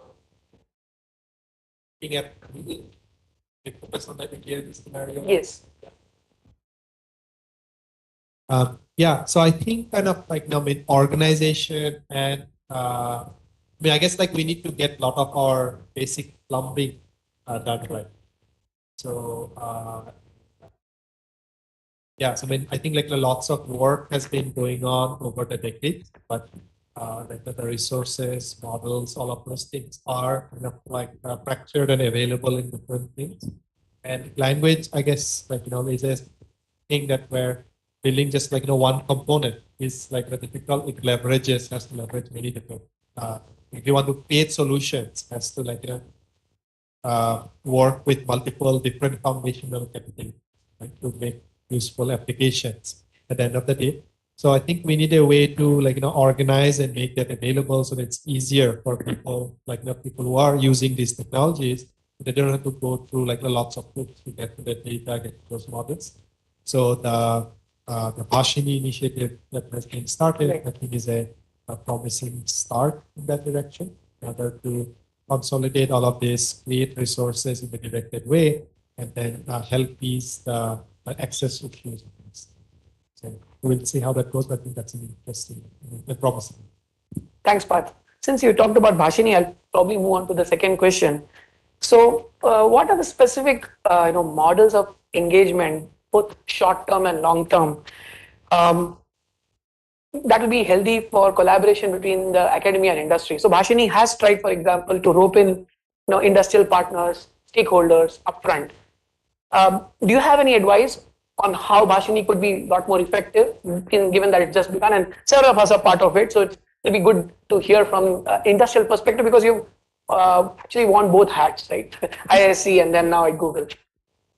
Yeah, so I think like more communication. I'm just thinking kind of like more broadly beyond Bhashini as well. I think like more richer communication and ongoing communication between like industry and academia. Workshops like these are like very helpful, but I think we should do that like more frequently. And also, I mean, I personally feel a little bit of an urgency because I mean, it's not that like we are doing these things and like 5 years or 10 years down the line, it's going to benefit people. As I was also mentioning in my talk, I mean, hundreds of millions of people are waiting there to benefit it, right? Because they have to use these technologies today. So I think there is a little bit of an urgency there, and doing things in a more focused way. maybe we can identify that, okay, these are like the three main challenges that we want to make progress over say, the next 3 years in some measurable way. So the grand challenges also come in there, and how we can all work together, make progress. Thanks. Good. Yes, please. You should have a mic. So if you're opening up for audience already. Yes. Okay. Sorry, I didn't want to chat in if it's not yet open for Please, audience. please. Okay. So actually, I feel based on what Pushpak and Partha both said, I feel that not enough stress is given to this very mundane job of just collecting label data. Partha mentioned we have 123 million speakers who are not served. Why can't we use them to label data instead of spending crores and crores of rupees on our research, where we try to kind of do research because we don't have enough resources? But if the same amount of money was spent in labeling data among the people who don't have the money, could we have been more effective? I feel we should ask that question, because, if we are asking for 100 crores, if that 100 crores was spent in labeling data, could we have done much, much better modeling? I mean, given the way, deep learning is going, data always helps. And I think, languages don't grow every day. We have, even if we have 1,000 languages, we are not going to have 2,000 languages 10 years now. They will stay around 1,000. Why can't we collect data even for 1,000 languages? Yeah, I think that's an excellent question, and I think very relevant today. Also, I feel because now also we have the connectivity, right?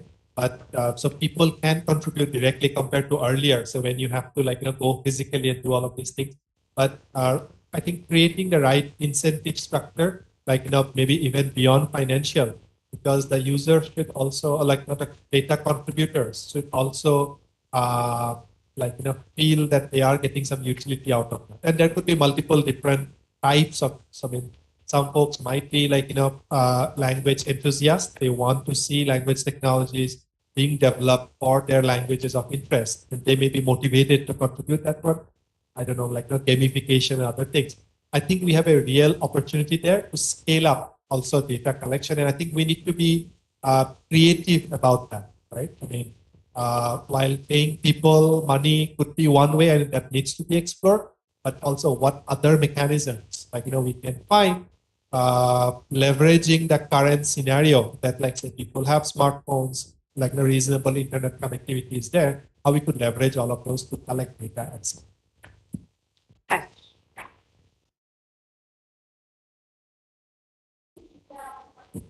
That has to become, I'm saying that, we have some of the topmost researchers in India in multilingual Indian languages. And I feel that we need to really, really ramp up our efforts in collecting label data.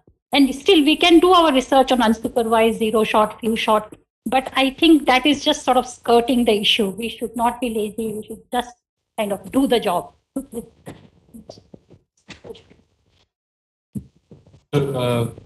So, Sunita, just a point. I mean, in panel discussions, if there is a bit of debate, it always adds color to the perspective. So, 100 crores for data collection. Give us 25 lakhs for linguistic insight development. Okay, that's extremely important because I'll tell you two problems. If we keep on collecting data, which is absolutely critical, we should do that. But two problems we face. One is what kind of annotation to give to the data. One. Second, when you make observations coming from the machine learning experiment, how to do error analysis. Without a theory, that error analysis is impossible. Okay? So out of 100 crores, maybe just give me 0.1% to train linguists to do generalization, to develop insight into how language works. Thanks. I think it's leading to the next question, and actually it's for Professor Preethi Rao and also Birut, who's also on the WebEx. How can we democratize the data collection process? I think that's been, we look at mobile users, smartphone users as consumers of data, but can they be producers of data? I'll give you one example. We've been doing this OCR and post editing. And Geo has been very helpful. They've been helping us, make our own web-based platforms or desktop-based applications very robust for post-editing. But they kind of threw a bouncer on us. They said, why don't you do this for mobile smartphones? It took us 5 months to get out of our shell to how would this actually be enabled on smartphones. So my question to you, Professor Preethi, specifically is, given India's smartphones are exponentially growing, what are the main challenges with bringing speech technologies to mobile devices? So you talked about assessing spoken language proficiency with AI. Can interactive data collection be enabled through mobile phones? More specifically, say for spoken language. I mean, for example, I think that speaker diarization becomes very natural. Right? In fact, it'd be much easier to do it upfront at the input stage. Educational, assessments, model explainability sometimes can be very easy. So, any comments on this? Thank you, Mr. Ganesh.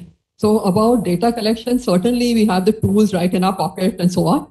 But like Partha also mentioned, it's good if the people that we're collecting, they're somehow incentivized or motivated, and they see something out of it, because that's going to greatly enhance the quality and the quantity of the data. So about annotating it later and so on. So if you have the very consumers doing it, like the example that I gave, we wanted to do this Indian language assessment, but all the schools said no, but we want our children to learn English. And we want English to be assessed, and then we ended up getting a lot of Indian English data. So I think this cooperation with those consumers of those applications and all that is absolutely important in the quality and quantity. And about linguistic resources, I think that's true. It's not just as technologists not knowing so much about language itself and just viewing it as data to train deep learning system. But we need so many people to fill us in on so many parts. For example, we are finding out, like we mentioned about Hindi and all these dialects. I mean, do you go around collecting data from every one of those places, or do you use a linguist who is able to fill in? For example, one of the real resources that we are very poor on are even same language dictionaries. Hindi, standard Hindi being spoken, understood by somebody speaking a dialect and so on. So we need a lot of those filling in kind of resources that can probably come from experts, and that will complement this entire data ecosystem. And so in some sense, you're reinforcing what Pushpak also made. We need a collaboration between linguists and... So it's not just the people with the smartphone sitting, but we also... Thanks. Bir, do you want to add to this? Yeah, absolutely. In fact, I'm going to comment on maybe the last couple of questions as well. I think one of the challenges from this discussion, it appears to be that researchers have been working in isolation without much industry participation, right? And for example, companies like us, I mean, we work with tens of thousands of businesses. We help them do call centers. We help them do their customer support, chatbots, and so on. And those businesses in turn are dealing with hundreds of millions of consumers, right? So there's a ton of data, right? We have, and some of it, of course, we might need to get enterprise permission, but that data exists. We have access to it. We can bring it. And I think, so this collaboration could be very effective. And you asked about, different forms of collaboration as well. So data is one part of it. And the other is, wherever there is commercial interest, meaning businesses are willing to try it, consumers are willing to use it. I think those kind of things can get the flywheel going faster, right? Because there may be even small wins with smaller problems could, and then when they're deployed and businesses, see that it's improving their business as well, I think it gets the whole flywheel going, and that they are willing to share, because these businesses have logs, right? They have historical logs from their call centers, historical logs from the support centers, email support, chat-based support, and so on. So I think there's a lot of opportunity. And by the way, that's why we are excited to collaborate with IITB. We're going to do that formally as well, and with many of the faculty in here. So I think I think with industry participation, these things should get a lot better. Thanks, Veeru. Would anyone else like to ask a question? What?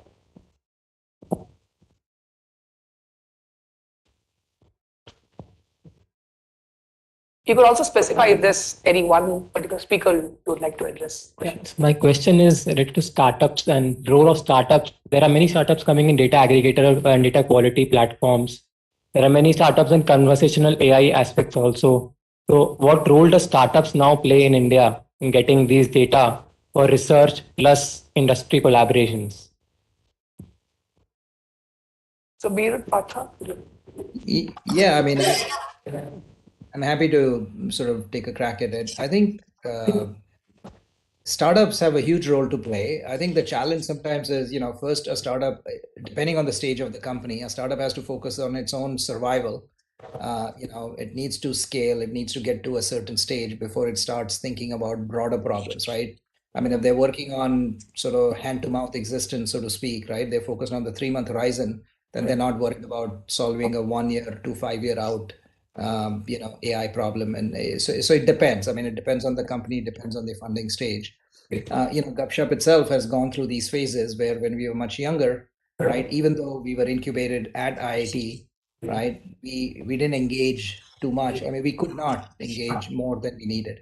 However, if its core focus is if they're providing a service related to one of these AI problems, of course they will and should engage. Or if they've gotten to a certain scale where they are starting to think about longer term horizon, then of course, Gupshup can and will engage, right? So it's a little harder when companies are really, really small.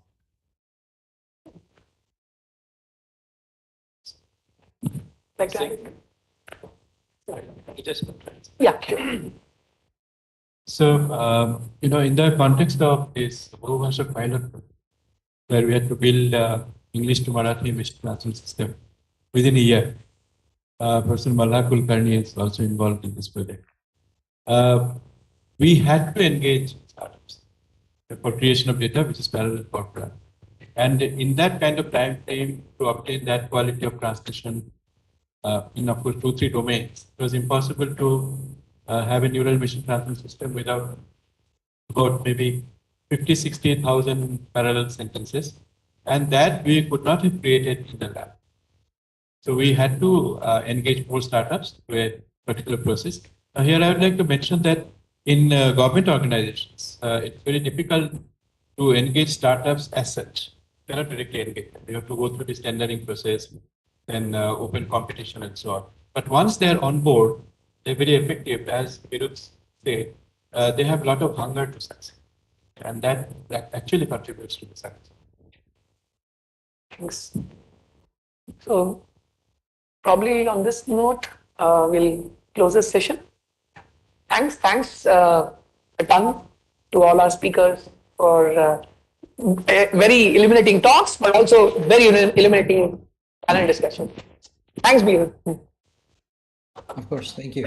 Oh, there's a question online. Okay. Preethi, is it okay? Yeah, so Yeah. The question is like, is it typed? yeah, it's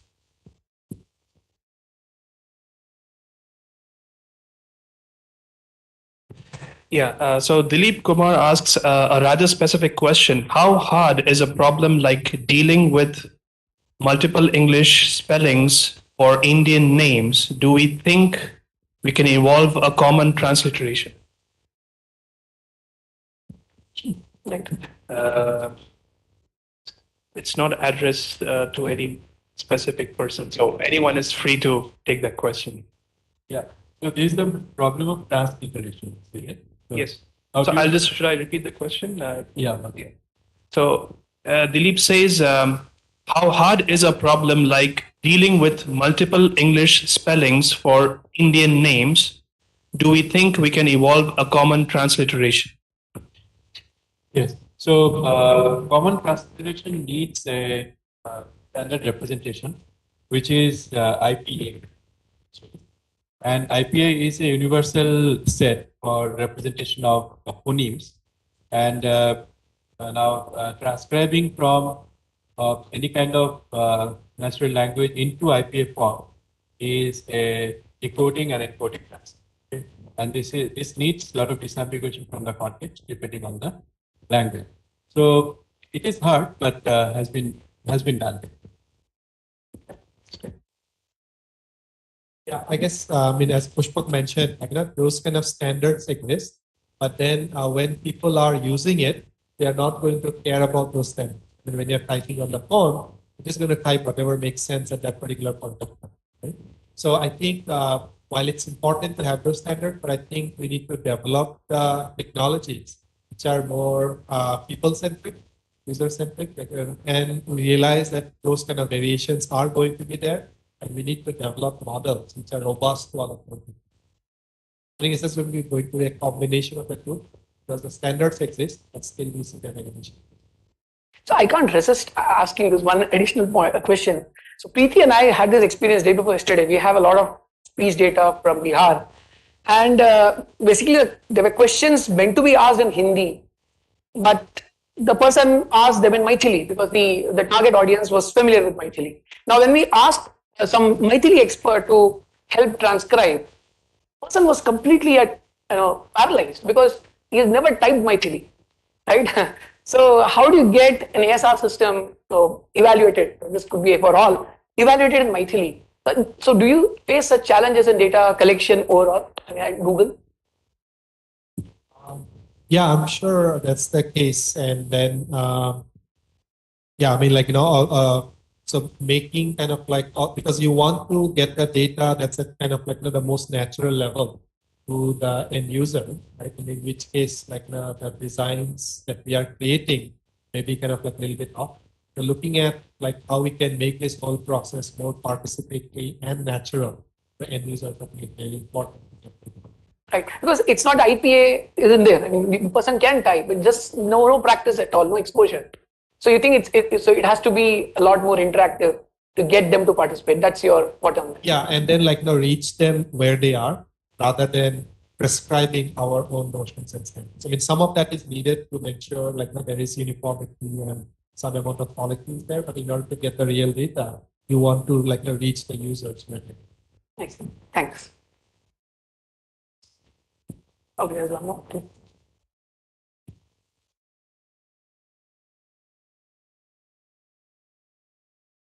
Maybe a last question.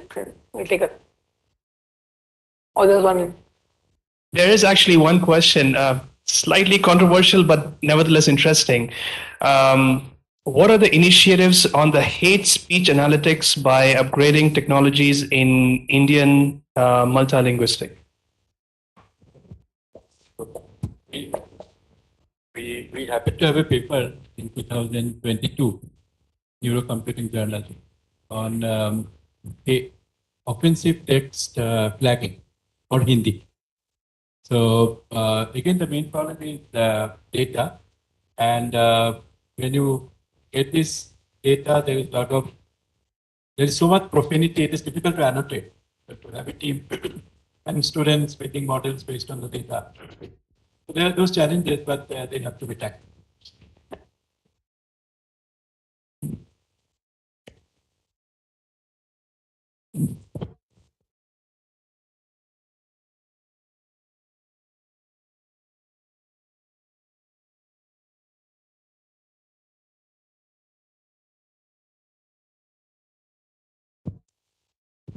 Yeah, so like the last question, my question is also kind of a philosophical one. So you quoted Chomsky and said that there is some sort of a universal machine which trains to be a Bengali speaker or a Marathi speaker.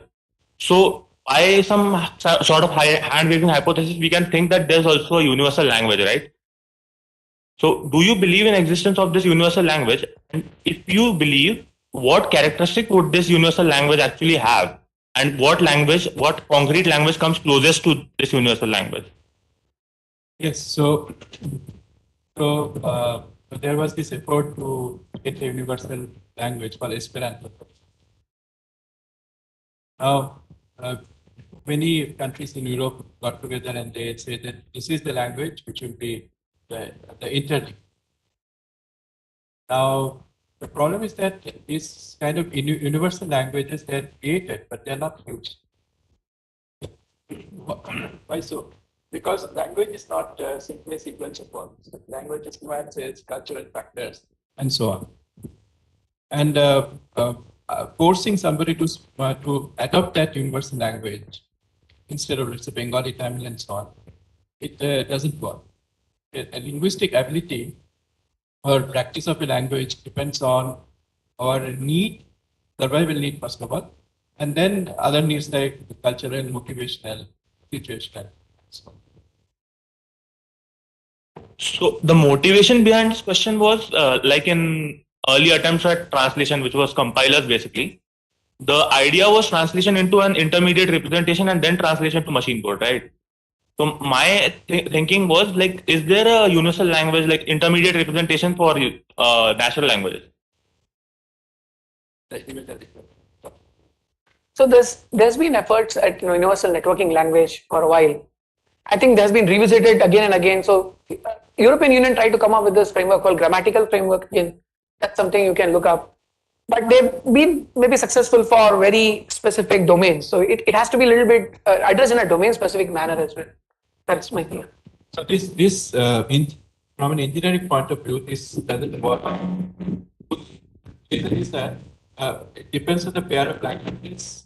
Because if you want to go to the universal language, you need complete disambiguation. Part of speech, morphology, parsing, all disambiguation needs to be done. But so much disambiguation may not be necessary. To give you an example, मुझे आपको मिठाई खिलाना है, मुझे आपको मिठाई खिलाने पड़ेगी. It is ambiguous. It's not clear who is giving sweets to. If you want to translate it to English, you need complete disambiguation. If you want to translate to Marathi or Bengali, you don't need. अपना क्या हमारे मिष्टी खाते होगे, you retain the ambiguity and still try. Okay, so much of disambiguation is not necessary depending on the pair of language. Probably close it here. Thanks again to the speakers and panelists.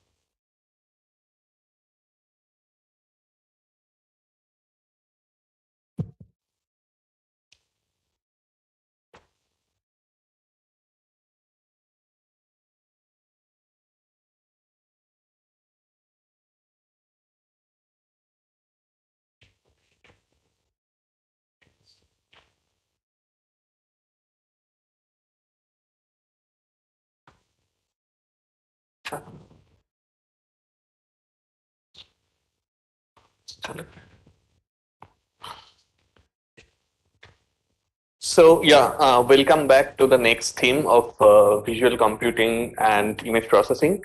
So I'm Professor Biplab Banerjee from CSRE and associated with CMinds. What I will do, I will quickly go through the different endeavors in these areas happening at IIT Bombay, and I will talk a little bit more about the work that we do at our lab, and then of course, then the other speakers will come up. Fine. So at IIT Bombay, there are many departments, computer science, electrical, CSRE, civil, and many more. They are doing research in vision, visual computing, image processing, graphics, all these areas. And so these are some of the terms that I just put up, like some topics, some specific themes where people are more interested. It could be multimodal learning, recognition from various perspectives, image, video processing, analytics, then remote sensing satellite data, how to process those kind of overhead images, doing multimodal learning. You know, these are some of the topics where like we have many work going simultaneous right now. And if we see from the faculty perspectives, we have many faculties, you know, working on subset of these problems over the departments and centers. And the Minds website is a good link where, I mean, all this information can be, you know, accessed. Now, moving very quickly to some of the works in CS, Professor Ganesh Ramakrishnan, so he's one of the speakers today as well. Some of his works involves video analytics, and there are good products that came out of this research. And specifically, some of the themes are how to analyze the videos, do tasks like crowd counting, doing video summarization, analysis of motion over the videos, as well as doing some the surveillance and alert systems. He will talk more about that.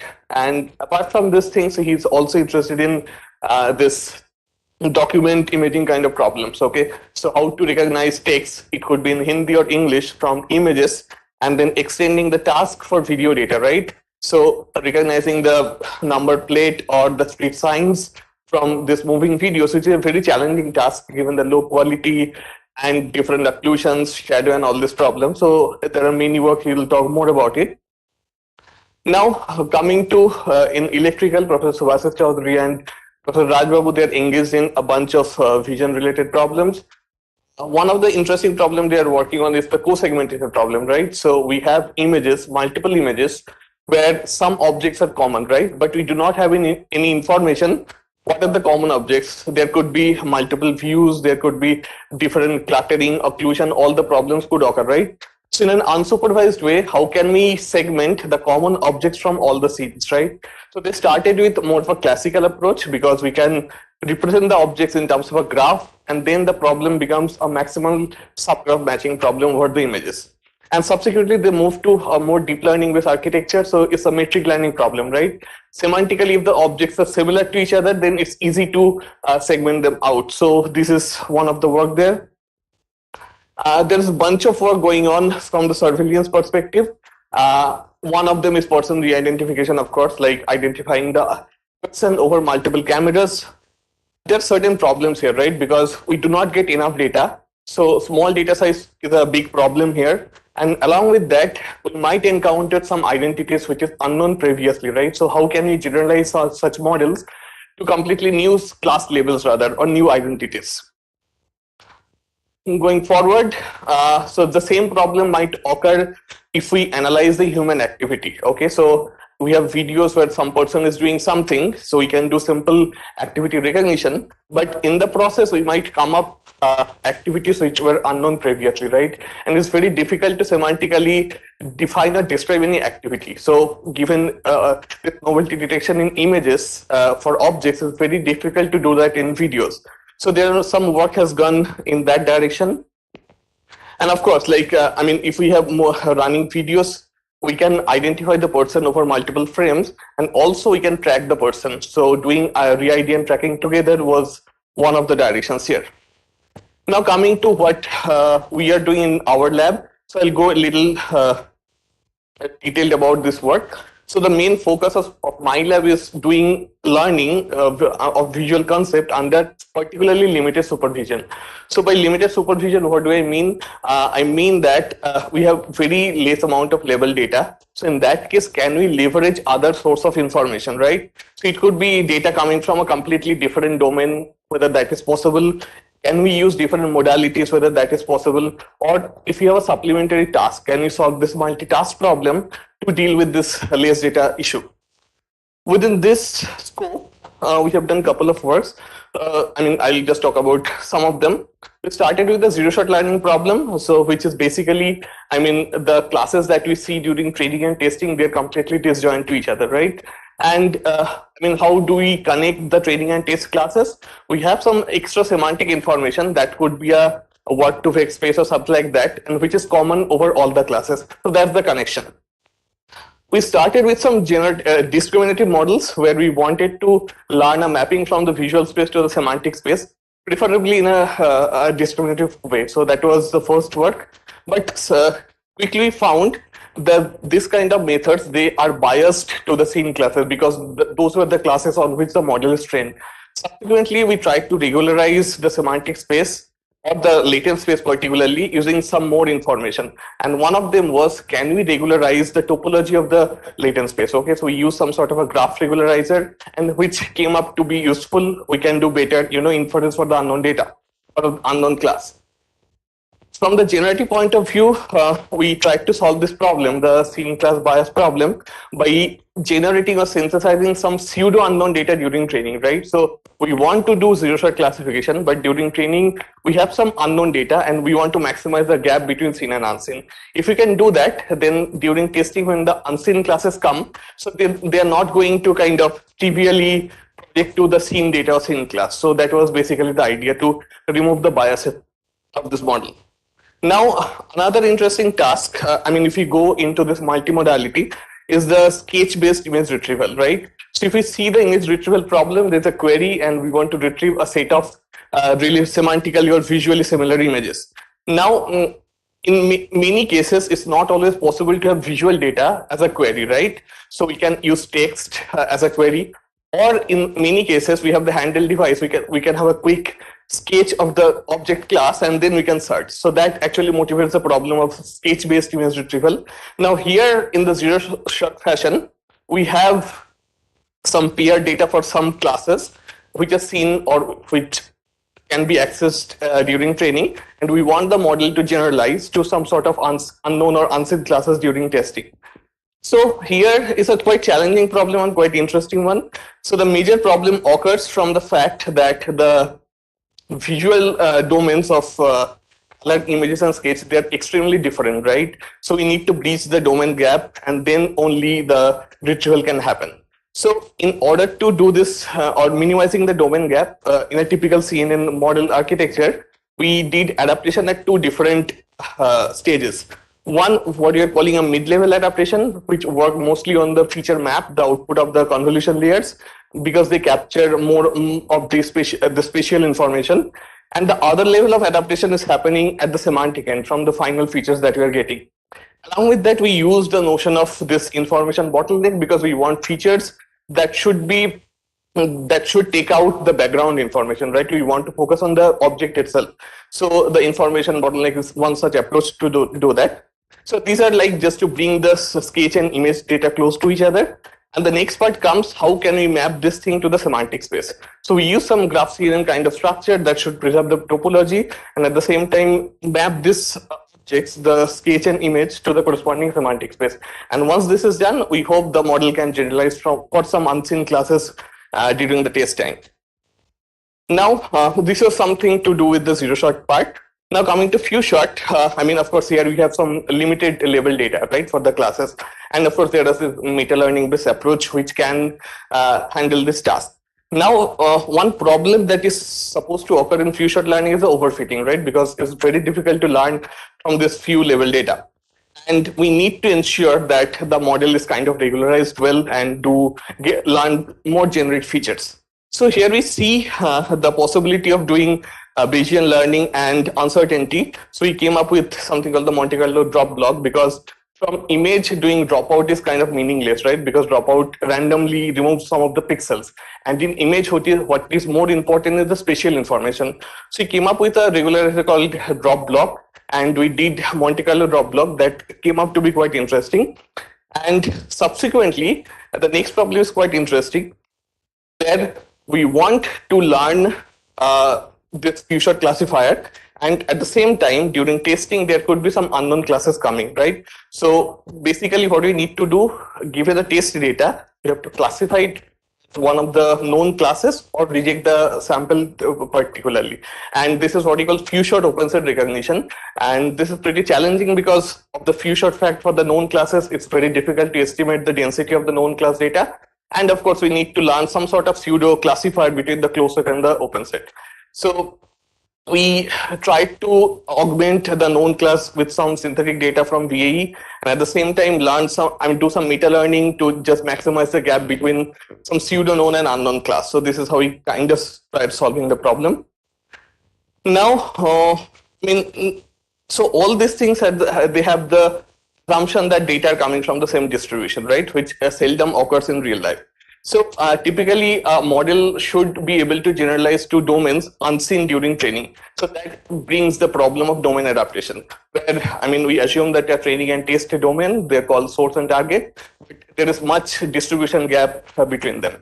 Now, of course, typically it's a closed set setup where we assume that during training and testing we have the same set of classes, but we propose 3 new problem definitions here in this case.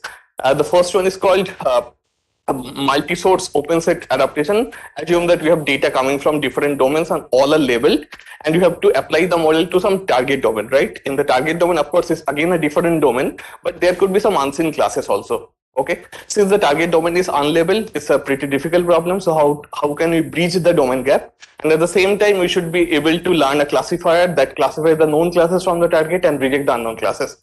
The next problem is what we call incremental DA. So typically all the domain adaptation techniques are stationary because they assume that all the source and target domain data, they are coming together. So here we proposed the notion of incremental DA, where each domain is coming incrementally. At time t, for example, you have real images, then sketch, then clipart. All the domains are coming incrementally, and at a given point, we have access to data of the current domain. All the previous data are not accessible. So this is a pretty challenging task, and to the best of knowledge, the incremental DA was tried for the first time here. So we came up with a generative model with this synthetic memory replay, which can learn the distribution of all the domain in an incremental fashion, and it can generalize to some new domains at the test time. And finally, just now we did the work of few-shot domain adaptation. So in typical adaptation problem, we assume that the source domain is completely labeled, and then we do transfer to some unseen this target domain. But what happens? We have very little amount of labeled data in the source domain. So this is what we are calling few-shot adaptation perspective. Now, another way of dealing with the less data problem is multitask learning. And in vision, this is quite interesting because for a self-driving car and all, like given this single image, monocular image, we want to do multiple tasks, right? For example, semantic segmentation, depth estimation, surface normal estimation, and all. So how can we do that? So we worked on the problem. So in multitask learning, we have a common feature extracted from the data, and then there could be multiple decoders which solve different tasks. Okay, and so how can we do this feature balancing between the shared feature as well as the task specific feature? So we did some sort of attention learning and all in this case. And we also tried to see like how can we do task transfer, right? So how can we do feature transfer from a segmentation task to a depth estimation task? And how can this generalize from a real domain to a synthetic domain? Now, we also did some sort of this compression of this multitask learning models, and we did something called a self-distillation. So how can we distill the deeper layer properties to more shallow layer so that, during inference time, a smaller model can be inferred and do the same job of a deeper model. Now going forward, we do a couple of work with the satellite data because these are quite challenging images with different spatial resolution, spectral resolution, and all this thing. So one student worked on the retrieval problem, right? So how can we do unimodal retrieval, cross-modal retrieval? And here the main issue is how can we learn very good features, taking the local as well as global properties into account. So we use some sort of graph neural network with a node and edge attention to deal with the problem. So, and next, in satellite image, of course, we have data coming from multiple modalities, right? So there could be spatial data, spectral data, and LiDAR data, everything coming together.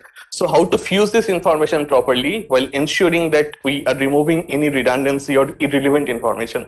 So we came up with some sort of this cross-modal attention kind of module, so that takes the complementary information to bring in some hidden aspect of a particular module, right? So this cross attention came up to be quite interesting here. And also another interesting problem here is the hallucination. Okay, typically during training we assume that all the modalities are available, but I mean due to sensor failure or something during testing, it might happen that only some of the modalities are available while the others are absent. So how can we hallucinate this missing modalities on the fly during testing? So that is another problem that we looked into. Now, okay, so these are some work specifically from hyperspectral data, because it's like data cube that we have with hundreds of bands. So how can we learn good features? So here, of course, again, we went for the attention, like how can we have attended spatial features, spectral features and all. Also, we proposed a model called HyperloopNet, which is basically self-looping CNN structure, where, I mean, it's not a feed-forward network directly. Any layer can get input from any other layer, right? So in this way, we actually make the learning better for the model. And so we found that this kind of self-looping model has a better convergence, can be trained very quickly, and it can give a good accuracy out there. Okay, so now the last couple of things. So we did some research on incremental learning. It's ongoing. Actually, one of the work was incremental domain adaptation. But apart from that, we have been looking into this rehearsal-based incremental learning problem, where we save some data from the previous task and reuse them to update the model. Here, one very interesting thing is, like, can we use some sort of curriculum learning, right? So when you are learning new thing, instead of learning that randomly, so can we have some ordering, like we learn the simpler thing first, then the complex thing in this way. And it is found that this curriculum setup can handle the catastrophic forgetting in a better way. And along with that, so you're also seeing, like, for incremental learning, whether some sort of semantic information helps, right? Because the semantic space is kind of common and fixed, whether that helps to deal with the forgetting. Okay, so finally, so this is some work from Professor Avik, some other lab. So they are specifically looking into the SAR data, the radar data. So there they do a couple of problems, like how to fuse SAR and optical data together for this crop classification, or do some sort of this biophysical parameter estimation, which is basically regression problem for the Himalayan areas and all. So, I mean, they're using some sort of machine learning out there. Okay, so now the final phase. I mean, there are much work going on in the medical imaging and related areas. And CS, Professor Ajit, Professor Shwas, Professor Sharad, they're all involved in medical imaging and related areas. So one problem they are doing is, of course, like, it's not medical imaging, but the compressed sensing. Okay, so how can we bring intelligence during the data acquisition process? Okay, so we are not interested to apply machine learning after that, but during data acquisition, so how can we do that? Another area, of course, is underwater imaging. So problem like image restoring. So how can we read something from underwater data? So these are another, research domain. Now for medical imaging, majorly the problem is how to detect cancerous cells, how to detect tumors, and do inference and assist doctors with that. In this case, of course, they started with more, traditional approaches for that, and mostly not in supervised setup, but in unsupervised or semi-supervised setup. And subsequently, of course, the direction is using deep learning techniques for this purpose. Apart from that, I mean, of course, they're looking into some sort of this statistical shape analysis. How for bones and for joints, how can we define the shape information? Okay, because that would be useful to detect certain disease and all. So given this very quick go through over the different vision problems that are happening now, so the major challenge that I could list out is, of course, data is a problem. Data could be noisy. We cannot always rely on the supervised information. So how can we move towards a more self-supervised kind of learning? Because that's quite, it's not anymore a niche area in vision. So there are many self-supervision happening right now. And along with that, how to incorporate the multimodal information, right? So we get audio and all this thing that can pretty well supplement the visual data. So that's another area. And of course, like we want a model to be trained continually and across domains. Okay, so how all these things can be done. So these are some of the challenges I could list out. Okay, with that, let me quickly go through the speakers that we have today. We have Professor Ganesh Ramakrishnan from Computation Department. He is also an alumni here, and he has vast research and experience in different areas, NLP, speech, vision. And the good part is that many of the work has been converted into very well-established product right now. So he'll be the speaker next. We have Sumandip Banerjee from ShareChat. So he is leading the camera and AI team in ShareChat, and he's a IIT KGP alumni, and he will talk about the work going on in ShareChat currently. And finally, we have Ramya Hivalaguppe from TCS Research. So he will talk about one of their recent CVPR paper where they want to do model calibration using some sort of a regularization based approach. Okay, with that I stop here, and the next speaker is Professor Ganesh Ramakrishnan. Yeah.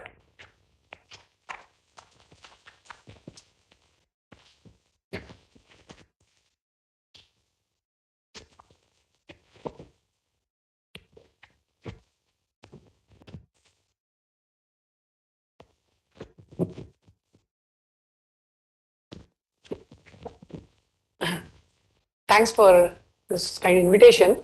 Probably build upon some of the discussions that happened during our previous panel discussion, where we talked about data. So, lots of data, is it really helpful? Well, we have seen how data has been translated into very effective models. But can we collect data in a smart manner, as was alluded by Professor Biplab Banerjee, right? So we have this platform, Data Efficient Machine Learning, decide.org. Yeah, also happy to talk about the Quetta Center for Digital Health, which is another center like C-Minds and TKI, right? So deep learning has achieved near human performance, all of us would acknowledge, and there's been growth in the number of papers, research overall. However, is deep learning solved? So what are the major challenges we see, right? The staggering training inference costs. So how do you make sure that in resource constrained environments, you could still prosper, right? Data annotation is another big challenge, right? So as the cognitive load increases, when you go from say vision to text, the costs also increase. And another very key issue is this biases in the data. You have heavy tailed data sets. How do you deal with the tail? Right? Often you're trying to find a needle in a haystack. Do you find the needles effectively? And in overall, there's also a lot of information overload. How do you summarize data sets well? Yeah, and these are some representative numbers. For example, the text training an Elmo model on a P100 GPU takes 14 days. YOLO V5X model on a V100 GPU takes 8 days, right? So can you bring this cost down? That's compute intensive aspect, deep learning.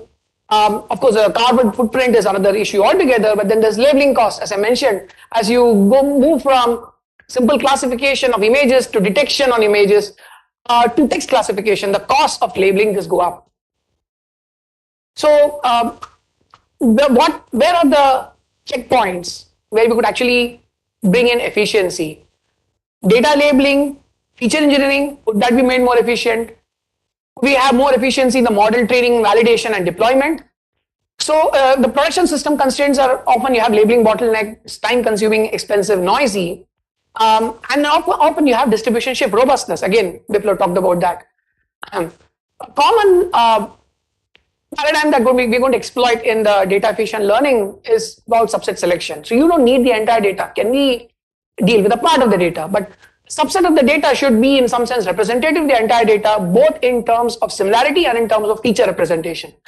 And often you do this through an information function F, which captures the goodness of that subset. Now, kind of fill in the blank here, right? So you could say, I want to select subset of the label data for reducing the training time. I could select a subset of the unlabeled data, reducing labeling costs, or you could be doing AutoML, selecting a subset of the model parameters for reducing the inference time, the hyperparameter tuning time, or architectures if you're doing network architecture search, right? There's been a lot of research overall, and these are all the keywords, core sets, meta learning, and so on. But what had been bothering me and my colleagues is a lack of good toolkits and benchmarks in this space, especially to democratize the use of deep learning and data collection. So Decile, we have largely 5 components. You are welcome to go and visit decile.org. We begin with this first component, submodlib, which is pivotal to the subsequent ones. I am distinguishing between few of these components which focus on the cold start setting when we have very less data. How do you build the label data in a consistent, semantically meaningful manner? And then there's this warm start setting, which I won't talk about much. I'll rush through them, where you have lots of data, but you want to be compute efficient. Or if you're building on some existing label data set, how do you ensure that there's no drift, label drift in semantics? A core concept we exploit here is a notion of submodular functions.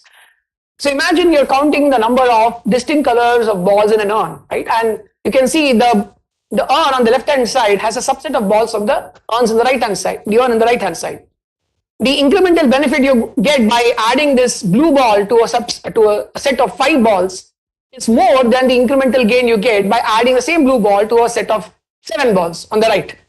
Okay, so that's basically the idea. Diminishing returns. So submodlib, this is done by my PhD student Vishal Kaushal. So you're welcome to visit this GitHub site, very well documented with lots of collab notebooks for you to try out. And the whole idea is if I can deal with a subset of the data for training, for compute efficiency, or for labeling, deal with the entire set. Now, what would you be looking for in the subset? One is representation. As you can see in this collection, the subset of the entire set has been highlighted through these red rectangles. So you could be trying to represent majority of the images, in which case you might miss out on this one image which looks like an outlier, right? But you might instead want to be diverse in your subset. So in which case you might land up picking up these outliers because you're not just trying to represent, you want a diverse set. Your representation may not be through the similarity with examples, but to the feature space, the third example here. You're trying to cover males, cars, objects in the images, right? These are generic subset selection frameworks, but then you may be interested in query-driven summarization. For example, here's a set of images and I'm interested only in person images. But yes, I want to make sure that I have maybe different views, different people, right? You can see a mix of different genders. You may be interested in privacy preserving, which means I don't want to reveal information about people. I want a subset which has everything else but diverse, representative, and so on, right? So now a lot of this goes back to information theory. So information functions have been well studied. All of us use discrete entropy. Now it turns out that discrete entropy is one of the canonical examples of submodular functions, showing diminishing returns. So if you're trying to fit sensors in a room, right, or you're trying to fit CCTV cameras in some big arena, you want to make sure that you have good coverage, you have representation of the right areas, and you also want to make sure there's diversity. Now you can have functions such as conditional gain, which is looking at the gain by adding an element E to an existing set A. That's conditional gain. How does that behave? Okay, how is the mutual information between two sets of random variables A and B? These have been studied through, by Shannon and thereafter. Now, what we say is, well, if you were to instead consider a submodular, any other generic submodular function in place of entropy, how would it behave? So you could have submodular mutual information, which captures with respect to either a coverage or a diversity or any other functions, how much is the mutual information between set A and set Q? The Q could be the query set.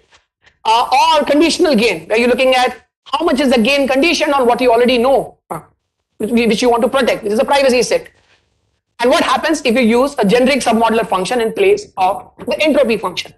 Now it turns out that these have very interesting properties. And here's a kind of summary slide. You have facility location, you have determinantal point processes. A bunch of these, when you subject them to this information gain framework, each of them has its own flavor. I'm just going to take one or two examples. We'll not run through them in details. But here's the unified framework. You can look at query agnostic summarization, query sensitive summarization, or privacy preserving summarization. You could also have a combination of query and privacy, which is the most generic case, whereby setting the query and the privacy set to empty sets, you can get some of these specific instances.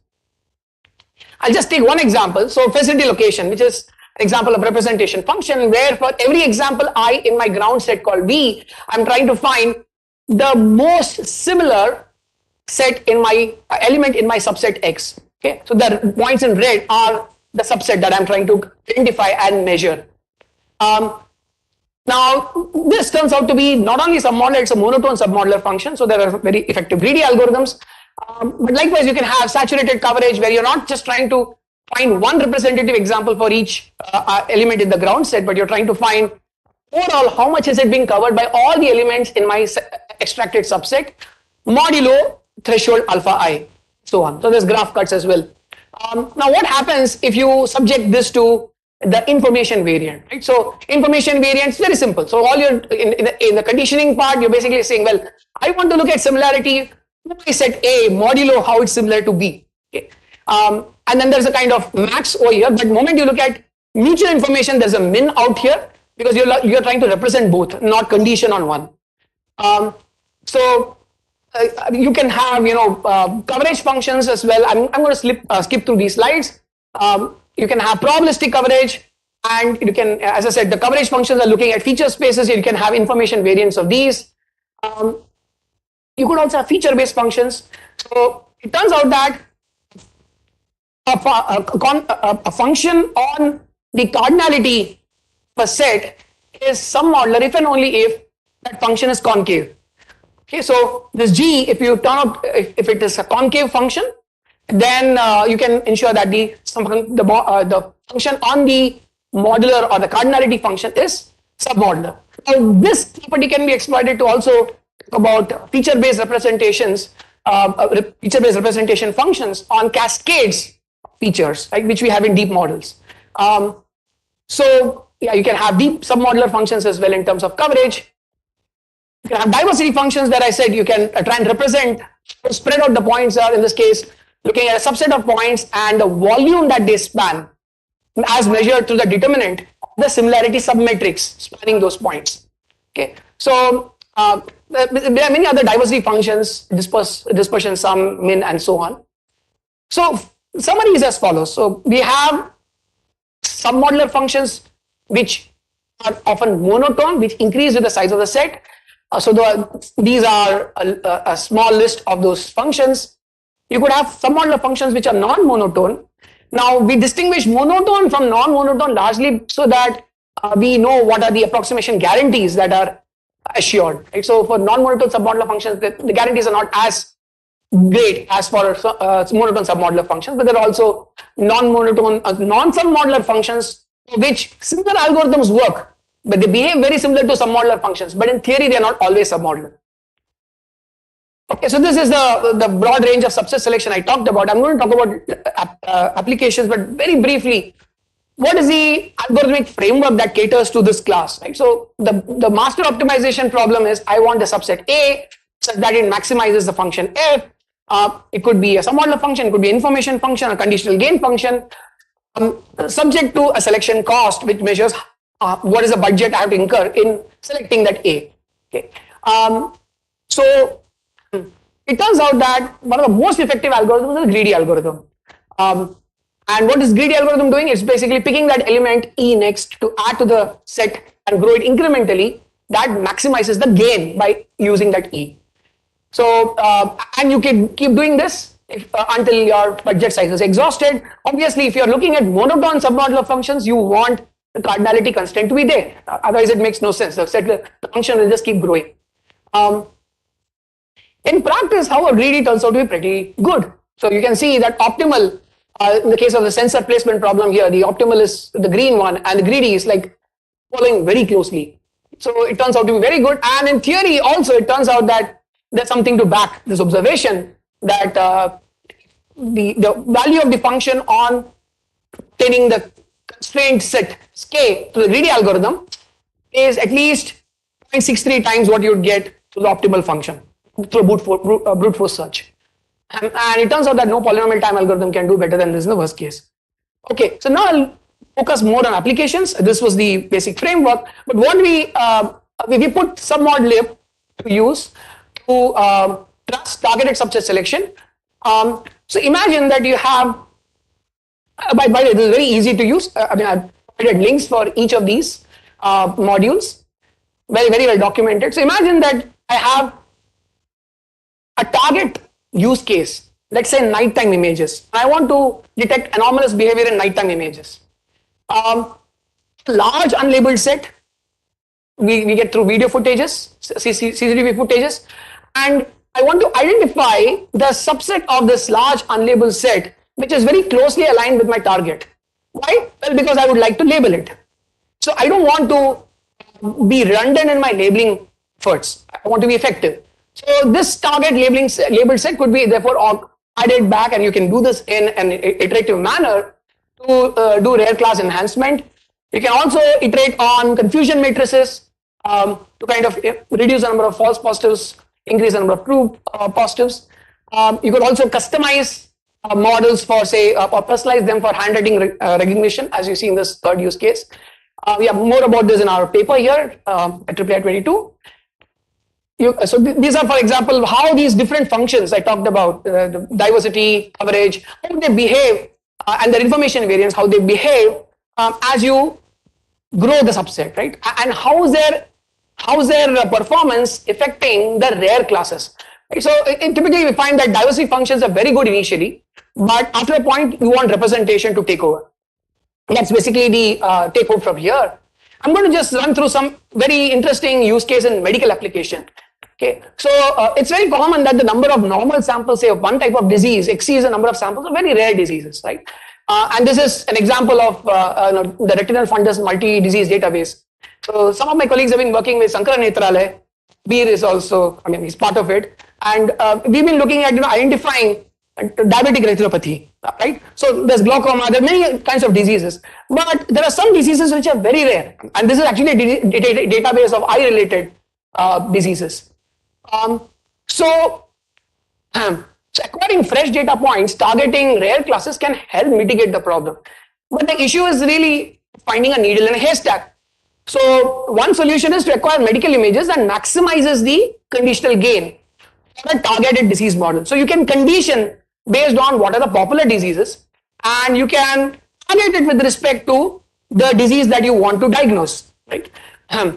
So for example, your target may be vasculitis, which is inflammation of retinal blood vessels. And so here's an example, right? So you see the B is what you want, this is your target. So what you do is you target based on this and condition on the other two, which are the diseases you're not necessarily interested in. So this way you get sharper models. So this is how the loop basically grows. You cross out, or rather condition on what you don't want and have a target as what you want, right? And this basically helps correct the data skew. That's very interesting, very reassuring to observe. And yeah, I'm just talking about this. This is the use of the mutual information function. Or another application is if you do semi-supervised learning. Again, people have talked about semi-supervision. These large image repositories must be put to good use through some semi-supervision, self-supervision. We found that models can be much sharper. Well, we often have a similar problem there, that the rarer phenomena are completely suppressed, right? So again, acquisition functions we talked about, where you look at the query and the condition on the confusing instances can help bring out significant balance, as you can see here. So there's a third application, which is again very interesting, is the out of distribution setting, right? So it's possible that you have 4 different scenarios of out of distribution. One is completely out of your syllabus images, right? You're looking for Now, Hodgkin lymphoma, inflammation of the lymph node, and you suddenly get a cat image. Obviously, that's totally out of distribution, right?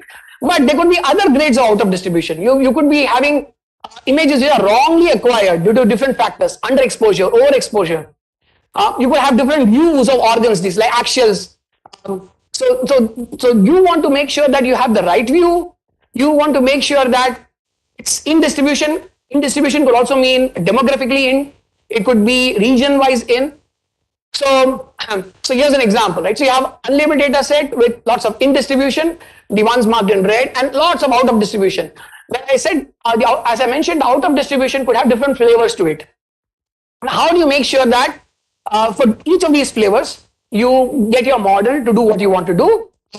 That's largely possible because of the use of information functions. Okay, we have also used this for document layout analysis, lot of medical image documents. We are also incorporating this in an open source hospital information system called Bhamni. The big challenge in India is even if you have EMR, EHR systems, if you want to get the data in, the input modality has to be multimodal. You simply can't expect people to sit down and type, right? So OCR becomes very important. One of the biggest challenges we find is the layout parsing issue. Okay, so if you're looking at tables, looking at numbers, signatures, how do you make sure you get them well? And one of the challenges there is, again, some of these regions are underrepresented, and they are the critical ones, right? So we found great use of mutual information functions for data augmentation. So here's an example. You'll find that these tables, specifically with certain disease diagnosis, which becomes very important, a field called the disease, right? The final, which will lead to the treatment. Now that is very hard to detect. You get most of the things correct. Right? So again, use of mutual information functions, where you put the part that you want to extract, conditioning on the ones that are getting that segment is getting confused with, is very effective.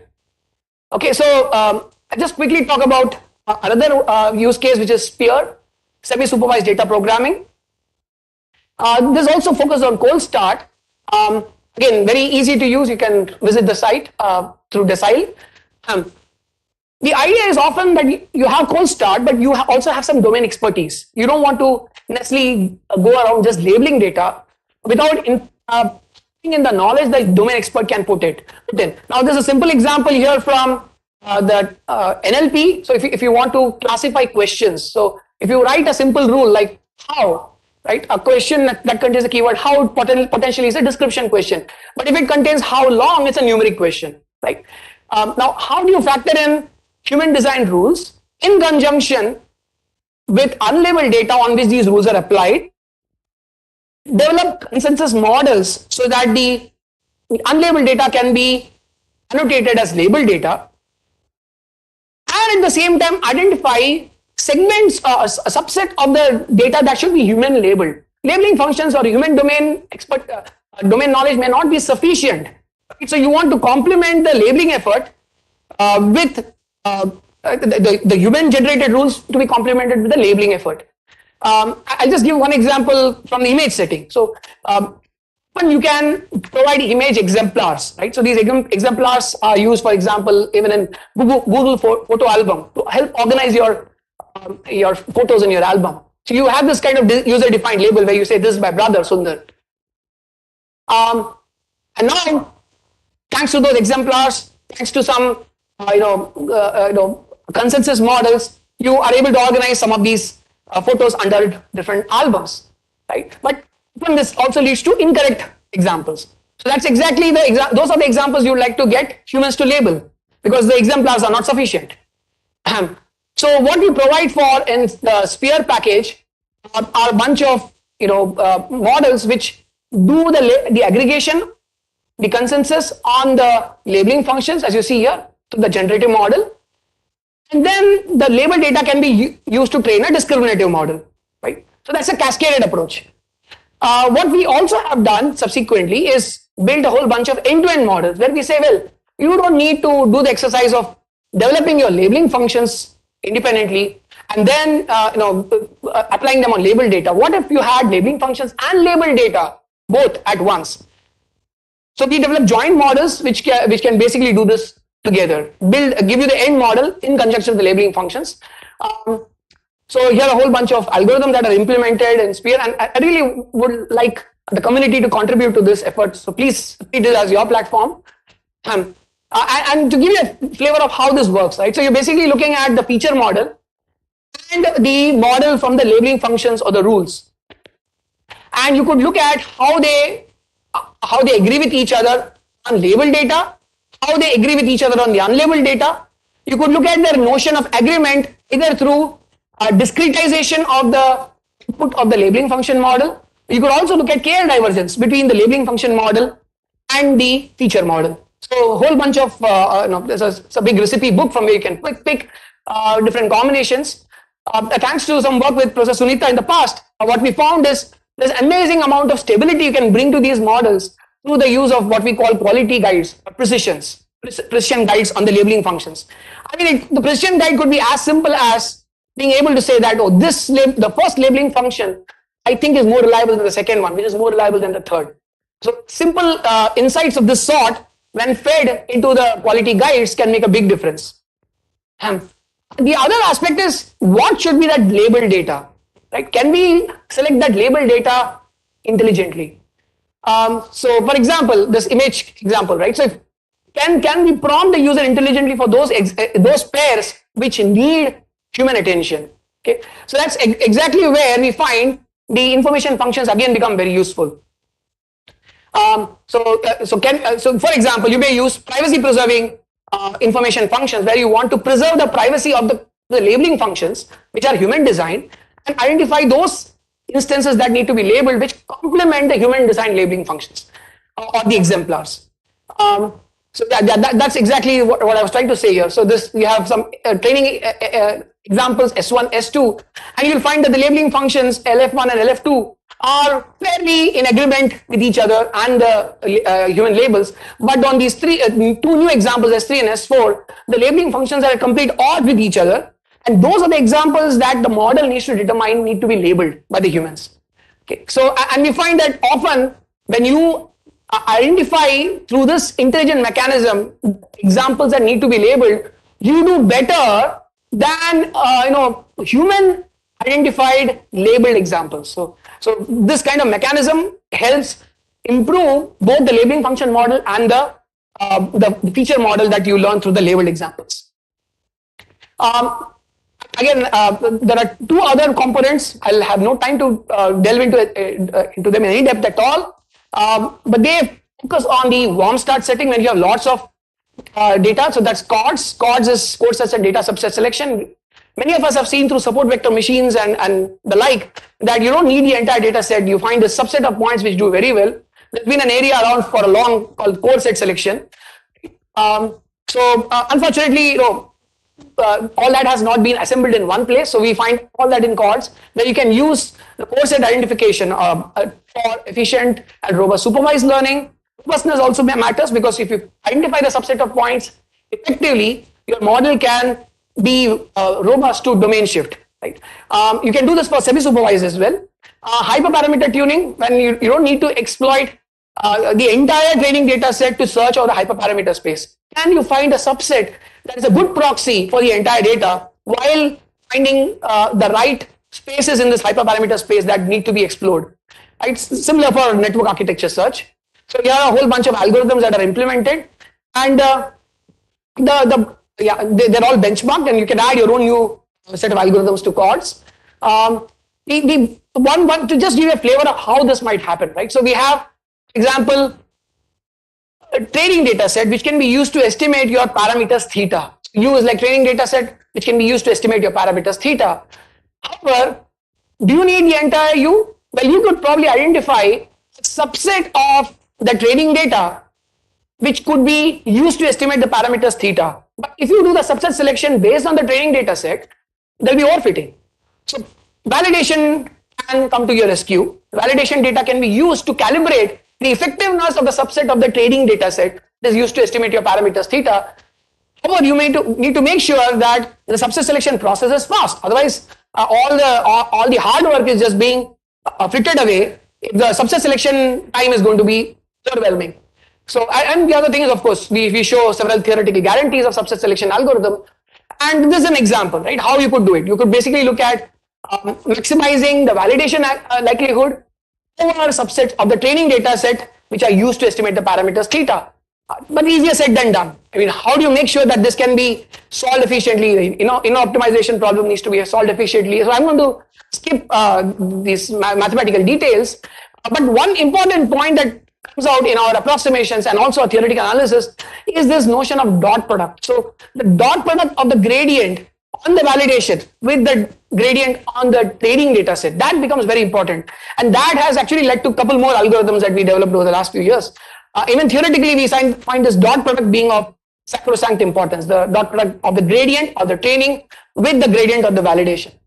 And what does it lead to? Almost 3x speed up with no loss in accuracy for supervised learning and semi-supervised learning, and 10x speed up for AutoML, which is where you're trying to do hyperparameter optimization as well. And 7x to 5x speed up on robust learning. The validation data set gives you that extra edge. And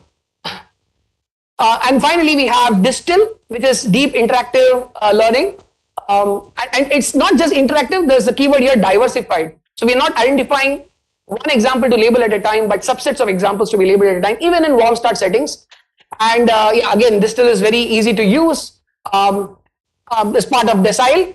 One very important feature in Distill is that we've brought in data augmentation. I mean, there's a lot of hype about data augmentation and how it helps, right, improve model accuracy and robustness.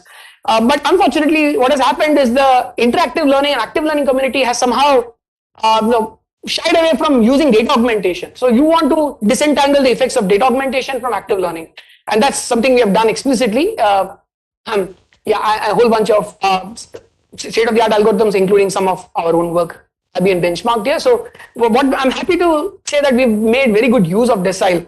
Some of the work that Professor Biplav talked about earlier on video analytics, we actually made use of Decile to find the right subset of data sets to be annotated using those information functions. And we're finding continuous use of those in, for example, some ongoing collaboration we had with IBM Research, Backers.ai. They've been, yeah, I just conclude now. Again, I talked about some applications in OCR that's been very helpful for us identifying the target based on which the robustness to tail can be brought into the machine learning model. Personalized speech recognition, thanks to some work with Preethi, we were able to do some interesting work there. Yeah, I continue to be interested in how to make the whole process of data efficient machine learning something that can be offered to the entire resource constrained environment in India and worldwide, I would say. Thank you.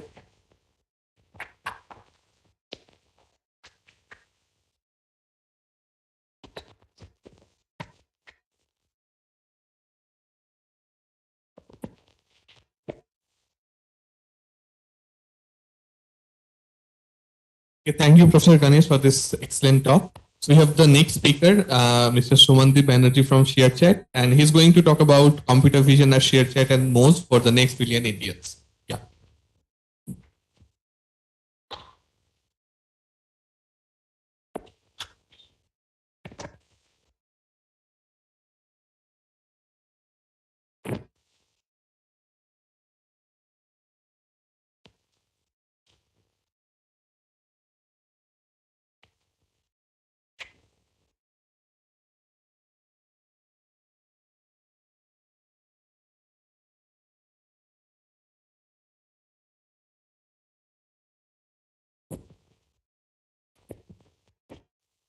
Hello.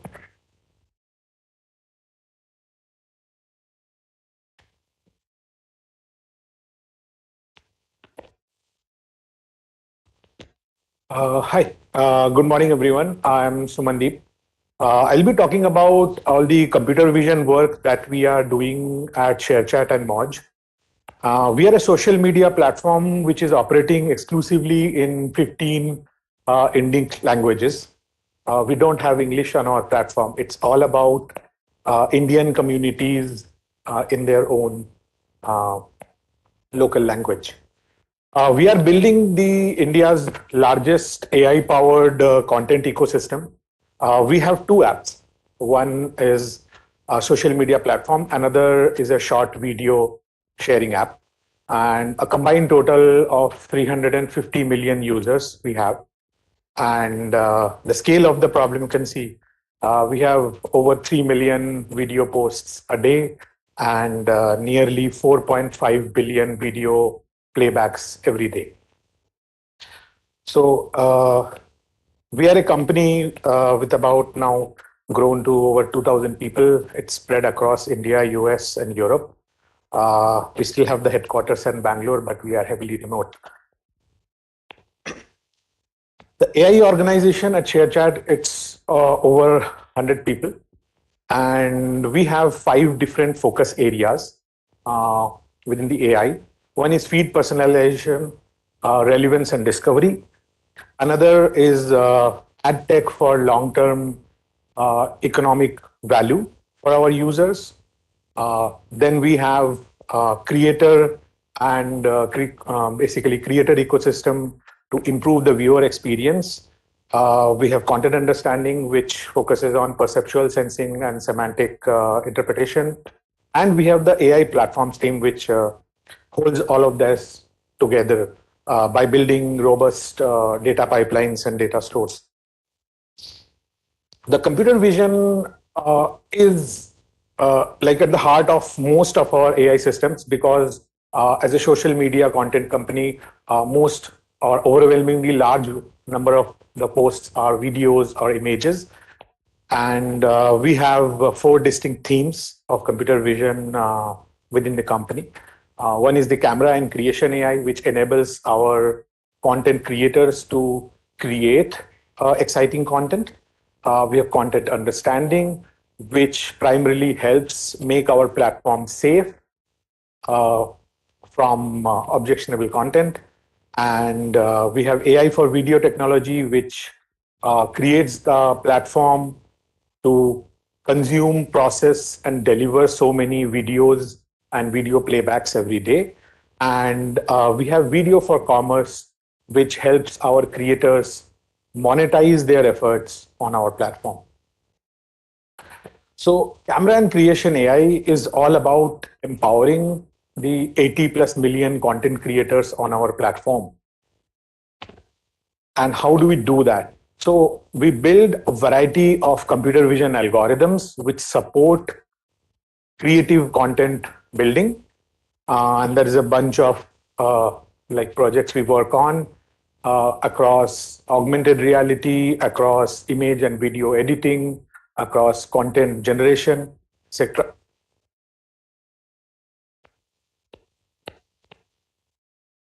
What we do to create certain effects, as you can see on the video, this video has been created by a user, but it combines a lot of the building blocks that we are doing. I'll play this again maybe. So there is like background segmentation. The actual background of the person has been replaced with an animation. There is augmented reality where the cartoon character is actually stuck to the person on the back. There is a specific effect on the face as well. So all of these different algorithms, which are the building blocks, they enable these kind of effects and funny features for the content creators to create.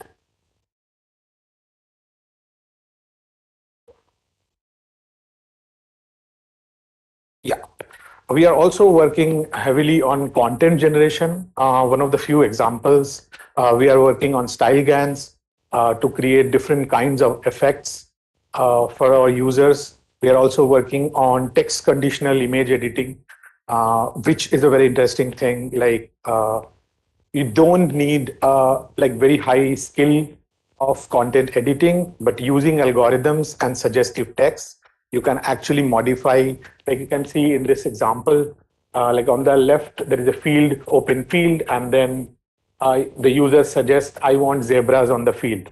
And the algorithm is able to substitute and blend that effect clearly. And similarly, we have other examples. We are also working on motion transfer. So these are just some of the examples of content generation that we are ideating on. Now, as you would see, right, many of these algorithms, they are already well developed, or I would say like matured algorithms, right? But what are we trying to solve here? The biggest problem we're trying to solve is fitting all of those on mobile devices. So our users have app installed on their device. And not all devices are high end. We have a lot of our users on entry level hardware and on mid level hardware, right? So there are some of the challenges that we are trying to fix. One of the biggest challenge is model size. So yes, we can train deep learning models, very, very complex, very, very deep networks, but then the model itself would be very huge. The model weights would be very large. So one of the targets for us is to have any solution deploy with less than 3 MB of model size.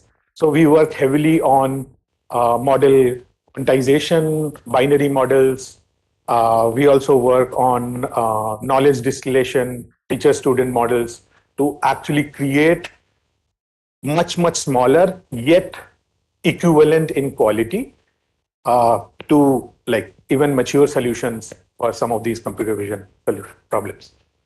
Another thing is, no matter what kind of hardware this is running on, we have to achieve for proper user experience without lag and jitter in the video creation, FPS of greater than 25 frames. The devices have low compute power. There is very limited memory space. Another constraint which is not talked about often when you are running algorithms on a server is the battery drain and device heat management. So you can have a server. On server, you are trying to maximize the entire compute power of that machine, right? You can't do that on a mobile device. Even if the mobile device provides this much compute power, you can't be draining that entire compute power at full capacity continuously. It will cause the device to heat up. It will cause the device to have very less battery life when you're using that. So even with the lower compute power, we are at times only able to tap a fraction of the compute power that is available. Other things which complicate matters more is something called GPU context sharing. So as you saw in the video a couple of slides back, we have the AI building blocks powering the effect, as well as the rendering effect that is going on to generate the output frames with the effects. So there also there is a resource sharing push and pull going on. Part of the compute has to be given to the compute shader. Part of the compute has to be given to the rendering logic, which renders out the effect. Other problems are around platform target. So whatever algorithm we are deploying, we cannot fix the hardware and the software stack on which it is running, right? So users have our apps on Android, iOS, they can operate it on browser, and there is certain use case of running that on macOS laptops as well. Then other challenges that we come across is multi-device target. So at present, our app is installed on a variety of over 16,000 different mobile models. So whatever we develop needs to work on all of these machines. And there is an entire spectrum of compute capability and compute power. And one of the things that we are working on to mitigate this is develop scalable network architecture. So based on the availability of compute power at any moment or on a particular device, it could activate different nodes or more and more nodes or less nodes of a deep learning model and still try to give the required quality and the required inference while maintaining the required frame rate. Another concern which we don't come across when we deploy on server is code deployment size. So any algorithm we develop, it has to be highly optimized, not just on speed and memory performance, but also on the final like package size that goes into our app, right? So these are some of the like very complex engineering problems, and we have very, very hard constraints to solve these problems. Next, coming to the content understanding, we have like multimodal and multilingual content tagging, and we use that for making our platform safe. So there can be a variety of integrity violating content on our platform, and around nudity or violence or spamming. And we have a content safety workflow, which has different condition, as you can see. There is a part which is like highlighted, which is the automated part, where if there is a very high confidence, we reject the content on violation immediately. If there is lower confidence on the rejection, then it goes for a manual pathway. There is also a reactive check. Certain content, if suddenly becoming viral, then we do like reactive checks on it, like what is causing it to suddenly go viral. And all of this is happening live for millions of content, which is coming on our platform every day. One of the like complex problem, I think this has also been talked in some of the morning talk, is like why we need like multimodal classifiers. So like you can see on this right hand side, right? If you just say the statement like, look how many people love you, right? It could mean a very, very nice thing about something. If you just look at the image, it's a nice picture of a desert, right? But when you combine this, this can become a sarcastic or even a negative comment, right? So unimodal classifiers, which either look at the text or just the image, is never ever going to be able to predict the right intention behind that post. And so we do a lot of work on that. There is a bunch of publications and blogs that we have posted. Feel free to go through them to get a deeper understanding of how exactly we are doing. That's too much to cover. One of the key things that we work on is multimodal fusion using visual, audio, text, as well as cues from the creators themselves. There are like pros and cons to early fusion and late fusion, and we use different combinations in different situations. Key challenges of content understanding are around multimodal. So we are simultaneously trying to process the different modes.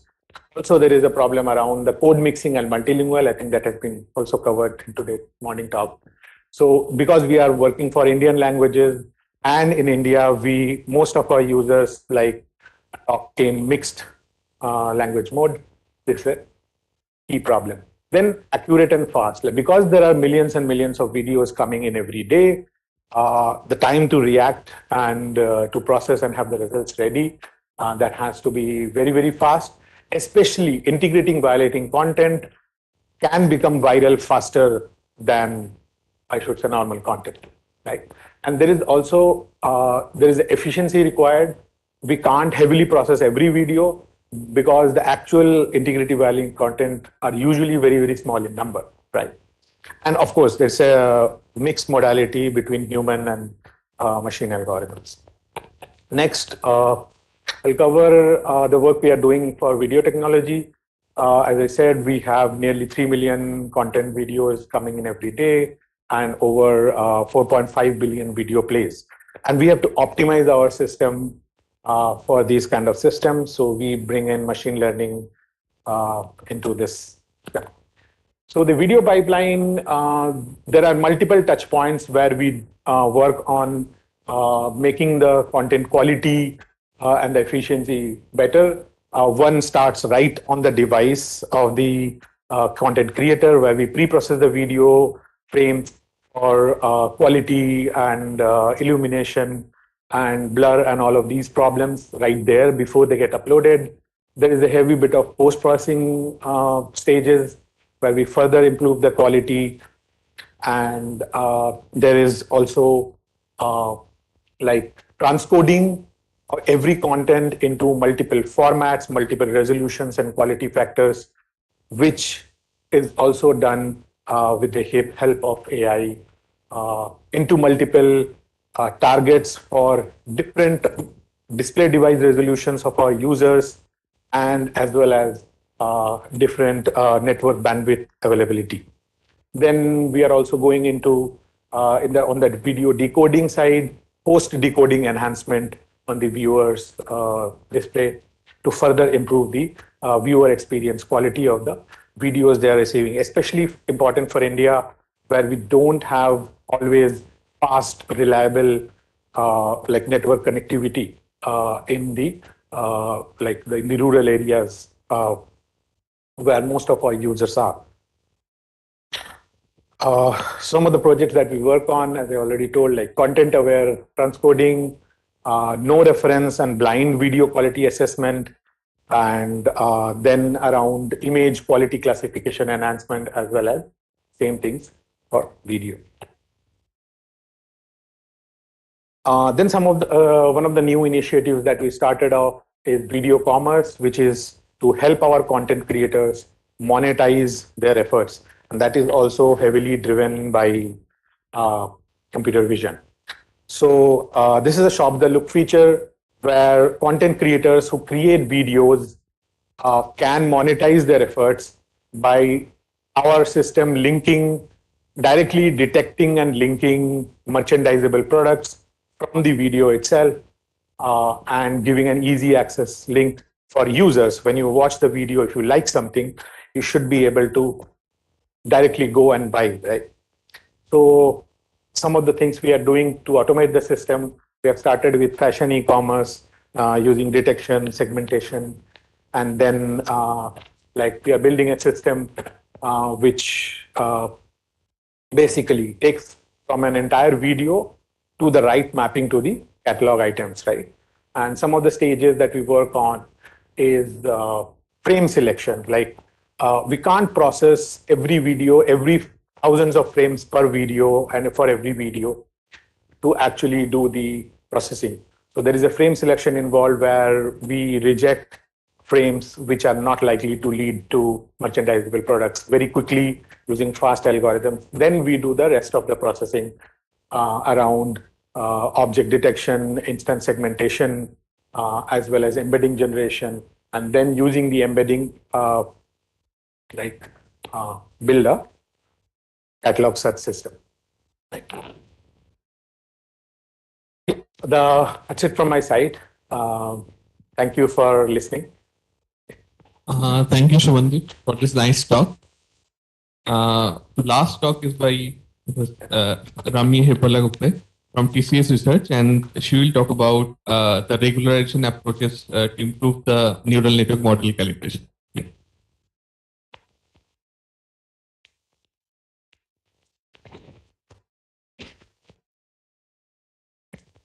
First of all, I apologize for running to the lunch.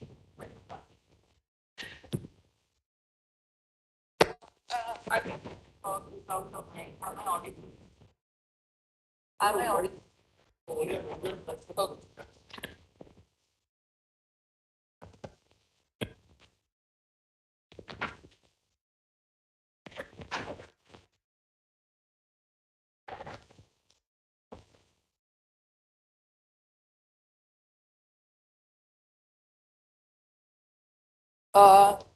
So a brief introduction about myself. I'm Ramya Hirpala-Gupte, and I'm a senior scientist with Deep Learning and Artificial Intelligence Group. My primary interests are in computer vision and computational photography, graphics, and so on. But this is something orthogonal to what I do. It's been like 2 years since I started looking at reliability of deep neural networks, mainly because of catastrophic failures of employing DNNs in computer vision. So, sure why it's not.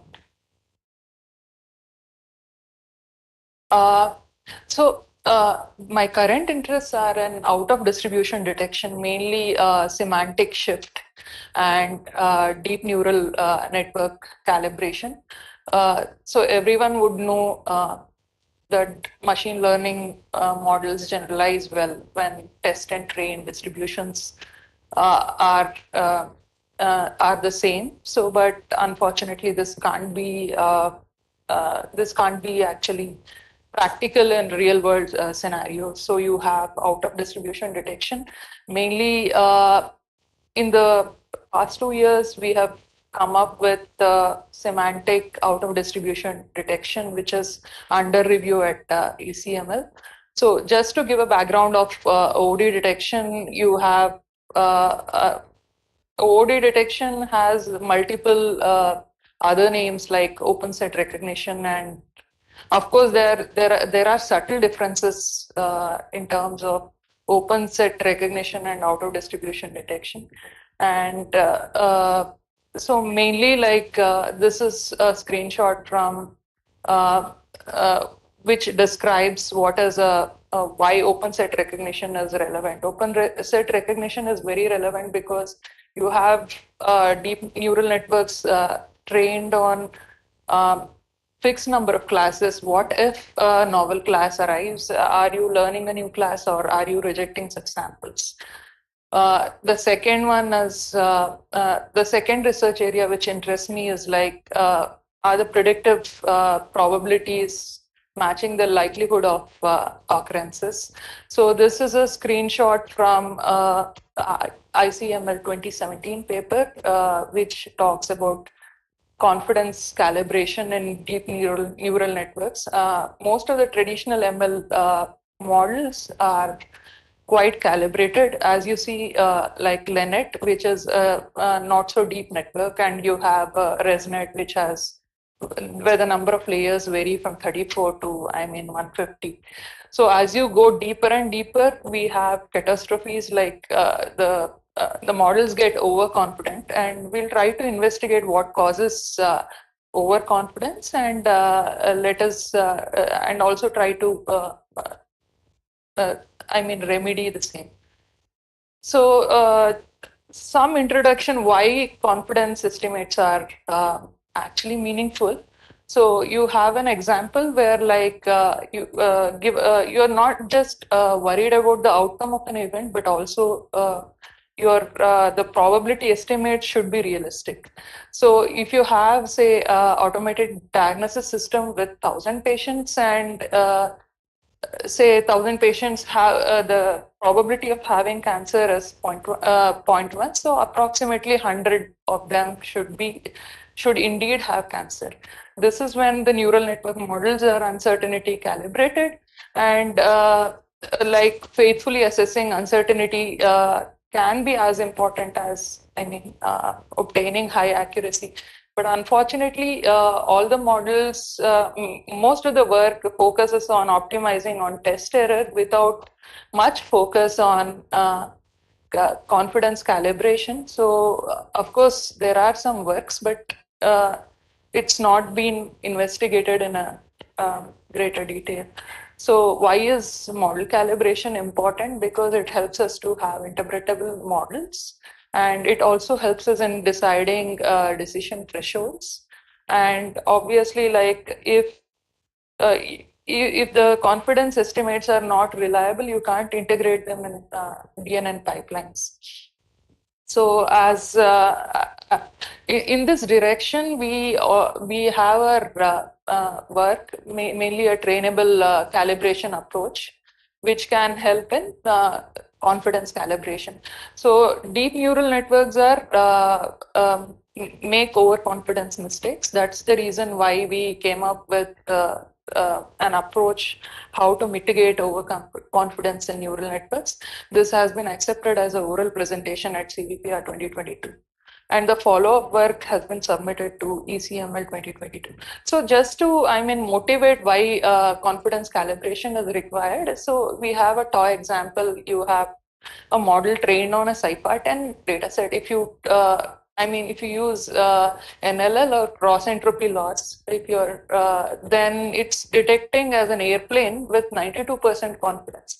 On such a toy data set, your performance of DNNs are quite unreliable. Of course, there's a huge similarity between a bird and the airplane, at least in this image at this resolution.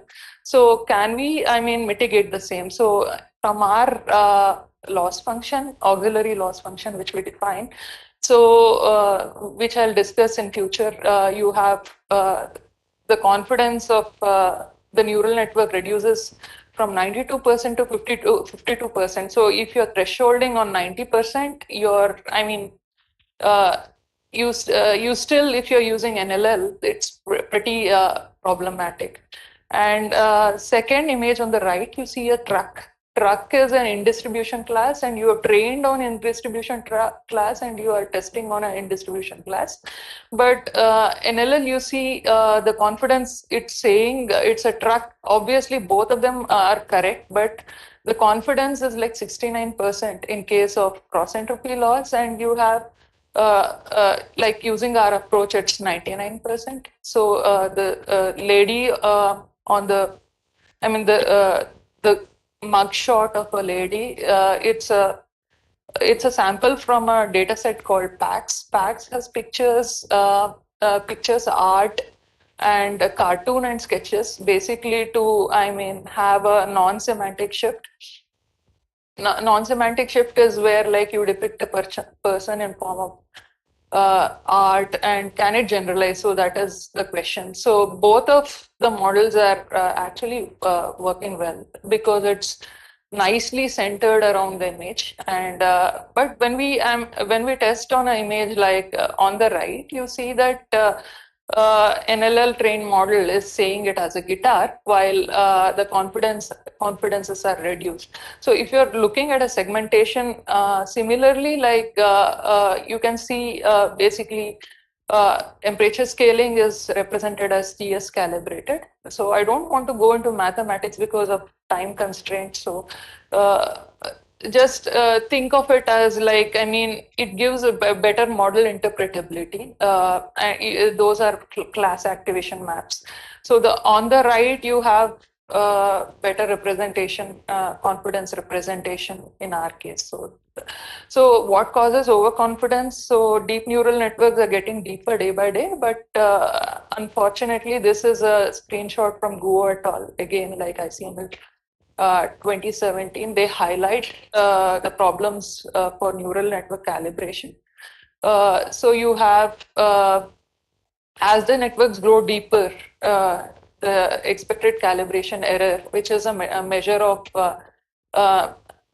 mismatch between the accuracy and predicted confidence, so also increases. And as you see, even varying width also causes a problem. And you have batch norm, or using normalization also, although it decreases the test error, what is ignored grossly is like it is increasing the calibration error. So is there a way to mitigate the same? That's a key question what we try to ask. And similarly, like weight decay, you can see a similar pattern. So as I clearly told that DNNs are making overconfident mistakes, and this can prove to be fatal in safety critical applications like self-driving cars and healthcare. But although the demonstration is on toy data sets, that's what we do, right? Like, demonstrate proof theory on a toy data set and then say that it can be deployable. So, well, I'm doing the same. So contemporary calibration techniques improve on confidence of just predicted labels. Basically, like if you take only, you have one class which is like calibrated. So if we see the works where they are measuring expected calibration error, so it's just optimizing on the top label. But we argue like calibrating the entire probability vector. If there are k classes, you rather calibrate the entire k class vector rather than just calibrating the measuring the calibration of the top predicted label, so, or the non-max classes. So that's particularly important in healthcare. What we observed is like people are interested in top 2 and top 3, top 5 classes rather than just top class. So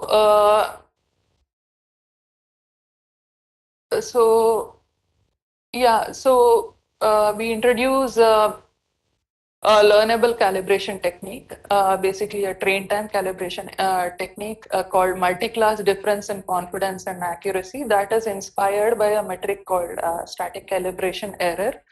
But we are trying to, mitigate the issues with non-differentiability by, ignoring the binning scheme. So it's a in addition to say NLL or cross entropy loss, if you're using MDCA, you're expected to have more calibrated outcomes.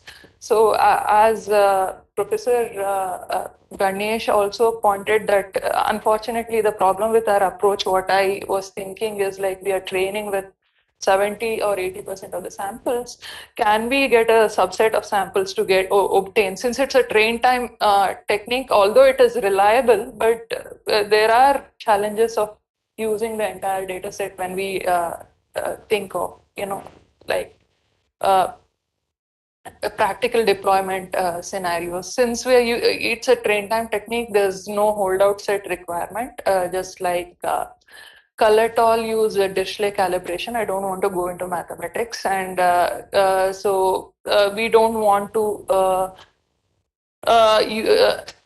We don't need a holdout data set to calibrate on in order to get reliable estimates. And it's a powerful regularizer, and we show that against the state-of-the-art methods, where under non-semantic shift, like data drift due to noise, especially in images, like you use various kinds of noise like blur, it could be illumination changes and all. It remains well calibrated compared to the state of the art. So what do we mean by, this is the baseline, the NLL or the cross entropy loss. Our laws proposed actually, so when do we say a model is calibrated? So you have accuracy aligned with the predicted confidence. Confidence is actually loosely used in DNNs. It should have been predicted probability. So you have x equal to y line. If the bars are on x equal to y line, then it's more aligned to the estimates. These are class-wise reliability. For every class, you get such a plot which measures. So ideally, you expect identity function x equal to y line. So if the bars are below x equal to y line, it's overconfidence in a neural network because the confidence is more and the accuracy is less. So so we define DNN calibration as follows: like you have a training sample x, xi, yi, and this is a classical supervised learning setup. You have n samples and far greater than k, and you have to classify the samples into k categories. And you learn a function f sub theta of y xi, and it gives not only the predicted class but also the probability estimates. The predicted class is given by an argmax function, and you have a predicted confidence given by a max. So similarly, so we define perfectly neural network is perfectly calibrated when, so in a layman terms, you have the probability that predicted classes, so it's defined by this equation too. You have, let's say if 80% of the samples with 0.8% score should be correctly classified. So this is the top level calibration. So, but this is the motivation for multi-class calibration. So we have to calibrate the entire vector because we can examine the marginal calibration error, and which is a difference between models probability and true probability. So basically, it's actually very important to have a marginal calibration estimation, especially in a safety critical scenario like healthcare. So we would rather calibrate the entire vector. So how do? We just extend the single label calibration to the entire vector. So this is the definition. And trainable methods, you have focal loss, which mainly was designed in computer vision for paying attention to a low frequency classes or imbalanced data sets. So, but the same apparently focal loss is an upper bound. So cross entropy loss forms an upper bound on focal loss. Focal loss introduces entropy implicitly, and we have an LL loss, which is a standard cross entropy loss with respect to one-hot encoding. And label smoothing is similar, but it tries to reduce the confidence by factor alpha, and difference in confidence and accuracy is another basically trainable method introduced in BNVC 2020. So now we have MMC by Professor Sunita's group, and pretty promising and theoretically sound approach. And we also have post-hoc methods like temperature scaling, which was inspired by knowledge distillation, where you use temperature parameter to actually tone down the probability vector. And you have matrix scaling, which is a generalized form of a TS, where in TS you use a single scalar. You have a Dirichlet calibration, which is an extension of a beta calibration extended to a multidimensional this thing. So I just want to skip as much as possible. So basically this is a metric, EC is a metric to measure calibration. You basically want to align accuracy and predicted confidence. AI minus CI is defined below. Basically indicator function stands for this computing accuracy, and BI is the samples in the IF bin. So because of binning, this metric is not differentiable because of binning. And you have static calibration, basically like it is a multi-class extension to the EC. So you calibrate the entire vector, but can we can we get a, so we can't back propagate using SC. So we define this new loss as a, in a layman term, like, you have K classes, so you're averaging over 1 upon K, and you, so basically you have average QIs are basically the accuracy computed in a mini batch. And then you have Sij, which is like the softmax outcome of a neural network, basically a softmax. You have average count minus average predicted confidence. So, and then you can combine this MDCA loss with any loss. It could be NLL, label smoothing, and it could be even focal loss. So we show the difference that it's not just same L1 norm. L1 norm is at a sample level. We are doing it at a mini-match level, so it represents a mean statistic. So intuitively, like in a layman term, like we compute average confidence and average number of samples. Both should be more or less equal. We try to reduce the error. So these are some results which are unfortunately taken as a screenshot because I couldn't do it on a beamer because of the ECML deadline just yesterday. So I'm sorry about that. So, but more or less, like we compare the latest approaches which are doing calibration, and we show that our approach leads to a better top level calibration as well as class-wise calibration. And similarly, we do some ablations, and then it's the so it both mitigates overconfidence and underconfidence. So in a neural network, so I feel like it's theoretical analysis sort of pending. Like hopefully, like by ICLR deadline, we should have some insights, but it's very intuitive to use this loss, and we also show how it works. Basically, you have the top row, you have you expect an identity function. So when you combine with any of these trainable laws, you have a calibrated probability. So you have x equal to y line. So you see that it's calibrated on the row, the last row, the bottom row, you have confidence aligned with the accuracy. So you more or less it gets, you prefer an ideal zero error that's not possible because of finite number of samples. So you have performances under data drift, and these are the values, and we outperform the other methods by large margin. So, but unfortunately, it doesn't take into account the out of distribution scenarios. So we are just calibrating the new, and this is basically it works in imbalanced data sets, and it retains calibration. I mean, I won't say this is the best method, but it works and it outperforms the recent methods in the literature.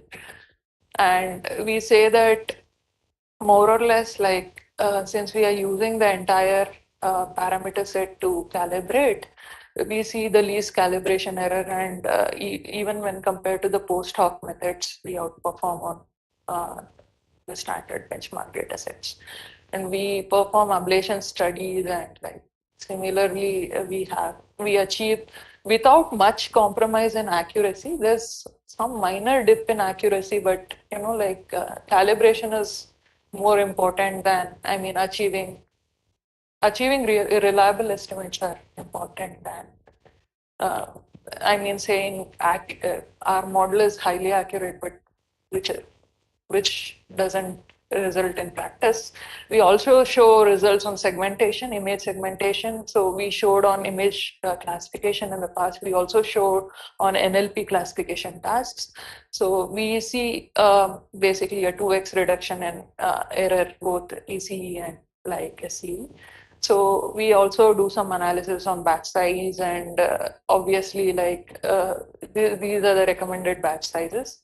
So, and we also do some sort of class activation maps to show that our method is much more, I mean, reliable. Especially this is very obvious in this lady on a couch. And if you're using temperature calibrated model, you get the calibration, basically class activation maps, which are shown on the top row, and we show it below. So then the future work revolves around, can we use semantic similarity to sort of, or a hierarchical similarity, notion of similarity is, let's say the model is trained on a wolf, wolf and husky should have similar probabilities. Can we get such that this could be a future work? And training on data, especially like we don't want to train on the entire data set. So can we train on subset of samples is also an interesting question which I want to take up, and theoretical analysis is halfway through, so I would be happy to collaborate. I think that's it. So this is the contribution, and thanks, and thanks for the question. Yeah. Thank you, Damya. So we will have the Q&A session now. So we have the three speakers and Professor Sharat Chandran from CS department will be the panelists. So Suman becomes the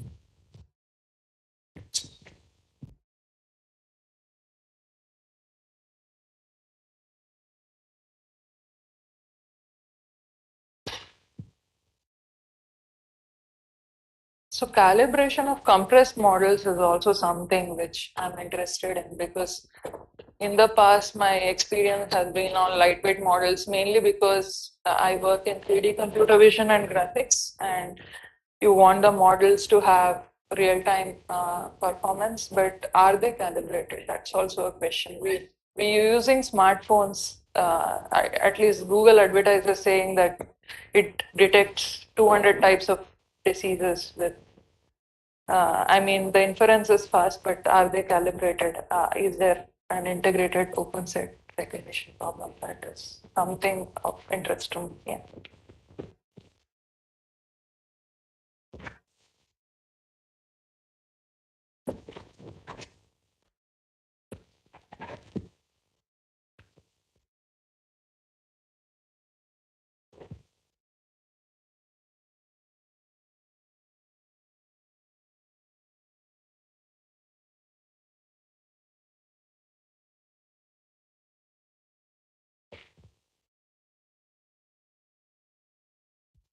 Okay, so thank you, all the panelists.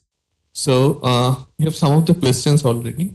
I will start with Professor Sharath. So one issue with these deep learning techniques are more of a recognition, these kind of problems, right? But if we see code vision problems, like more going into 3D and optical flow and all these things. So how do you see it? Like, is it still a good approach, or like we should go back to the traditional way or combination of that? So how do you see like doing code vision problems with this deep learning? Yeah. Hello. I'm audible? Yeah. Okay. Thank you once again for giving me this opportunity to participate here. Yeah. So there are maybe two answers to that question that I can think of on the spot. One is related to some of the talks that have been given by everyone here. For example, the latest one about confidence and so on and so forth. So and then it's also related to the submodular talk that Ganesh gave. So many of these problems, they have this underlying constraints are not as efficiently determined as necessary. So for example, we had to introduce a new kind of law in order to make this possible, right? So, so I think in many problems that I've seen, especially recently, these constraints coming from traditional, let's say, geometry-based methods are useful. Simple things such as constraints in stereo, for example, can be worked backwards in a motion application or video application. So I think this knowledge of what's happening and what constraints can be applied can be fitted into your loss functions, for instance, in order to so that's one answer. The second one, which I think is again related to the computational problem, the overall energy required in coming up with a deep learning solution, that Professor Ganesh talked about. In order to do that more efficiently, you need to generate good quality data set. And again, using traditional methods, which have been used, but we can continue to use fundamental methods in computer vision in generating this kind of data. So I think these are two possible directions where the knowledge of what is computer vision all about can be plugged into your deep learning solution. Because otherwise it starts looking like you're almost going blind just using this gradient descent as your tool. Ganesh, you want to add something? Thanks, Sharath, for bringing this up. So my personal experience with this, I talked about the semi-supervised data programming SPEAR as a component of data efficient learning. And we found that when, in human object interaction detection, simple constraints such as pose constraints, like human pose, the different joints impose constraints. Now that is best done through domain knowledge rather than just throwing data. And I think there's a way that you can find the two to complement each other. There's something that data can do which such domain constraints can't, and vice versa. I think making them, so where do they complement? And so they also need to supplement each other. They cannot only be complementing, because you need to find that supplementary common intersection signal by which the two can establish a dialogue. I think that's very interesting. Thanks for being here. Yeah, bring them together. So our next question is more from the industry point of view. So we have data that there could be this adversarial, this kind of data coming in, right? Where we have certain attacks and we have to take care of them. So how these things you deal with for the industry application, because you deal with lots of data, right? And how are you sure that these are like real data? So there's no attack or there's no kind of loopholes from the data perspective. I mean, what I think is adversarial attacks or this kind of curious data. Continuous problem that we are solving. Like we talked about the content safety workflow, right? It is a hybrid system. Like we have some algorithms which are giving us pointers. We also have like random sampling, people looking into it, as well as if there is suddenly a spike, which is out of the ordinary, then we have other systems to trigger automatically. Something you want to add? Okay. Apart from all data sets which I work on, I don't have much knowledge about data inventory and enforcement, but I'm aware of that data management, but I do not allowed any.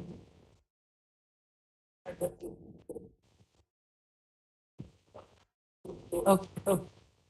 Yeah. Yeah. Thank you. So now we have this distributed learning federated setup, right? And so for industry applications, if we go in an asynchronous way, where we are taken different this latency and all this stuff. So how do you see this going? Like for all the applications that we have right now, right? So how do you see this federated setup and asynchronous? Maybe I'll go all of you. Maybe we'll start. Yeah, federated learning is becoming very important, and for many reasons. Right? Like one of the concerns, one of the common use cases of federated learning has been around privacy. Like when you're trying to build models out of, let's say, like medical imaging data, right, where patient information is the private information, and it cannot be like distributed in pooled in. And there are also country-specific laws where the data of a particular country must reside within the geographical boundaries of that country. So that is one direction where, like, one problem that it is solving. Other are like sometimes the data sets themselves are too big to be taken and trained, like models being trained on them in one shot. So that is the another angle where like we have like petabytes of video data. If you want to do something, you can't take all of the data together. You need to break them into chunks and basically have the model like collect information from them separately. I just want to stress this other idea that was useful, in space and astronomy related research. It's kind of not saying anything about what you said, because you've covered a lot of territory in terms of government regulations, privacy, things of that nature. But one of the things that, which is back to the cost point, the total energy output cost of deep learning, right? Federated learning should actually, if we want to go in that direction, modular privacy with constraints, is that can we do this into the user space? So, for example, bringing the equivalent of a mechanical Turk, but not really now the mechanical Turk, but now it's coming to all the people who have very powerful devices with them. So can we use existing computer science cryptography methods to essentially park off? So it's the equivalent of, what is it? The tool, the peer learning tools, the peer learning that people used to have, DC++ or something like that. But now you're using DC++ for learning purposes and federalism. So can there be a project of kind that would perhaps be good use of computing resources that all of us seem to be carrying in our pockets?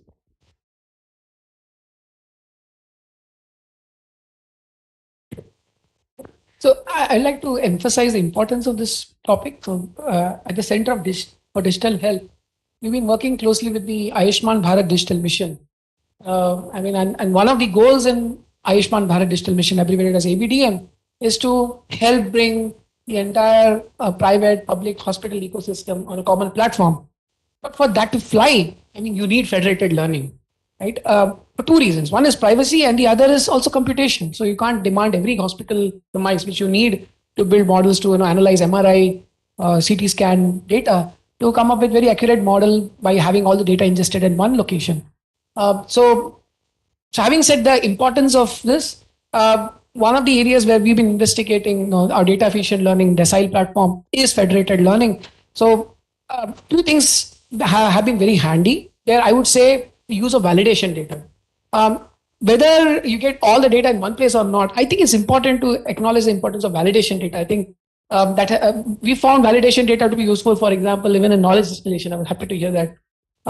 Right. So, knowledge, I mean, validation data for compute efficiency, for robustness, out of distribution handling. So somehow, if that can be brought into the equation in federated learning, because that gives you a peek into the actual use case.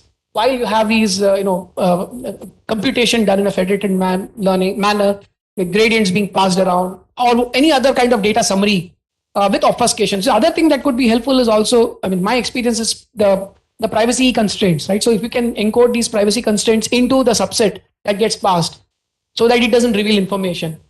Ultimately, it's just the best effort. We'll need to probably go back to cryptography and other more fundamental techniques as well. Thanks. So I have one question. So this is about network engineering, right? So we have all these models coming up, but there's a substantial amount of network engineering involved behind that, right? So now, for example, we have this nets and all this very good result. So how do you see this network engineering now? So assuming that now people are going into more self-supervision or less supervision, this kind of problems. So in that case, how much is the network engineering for the team?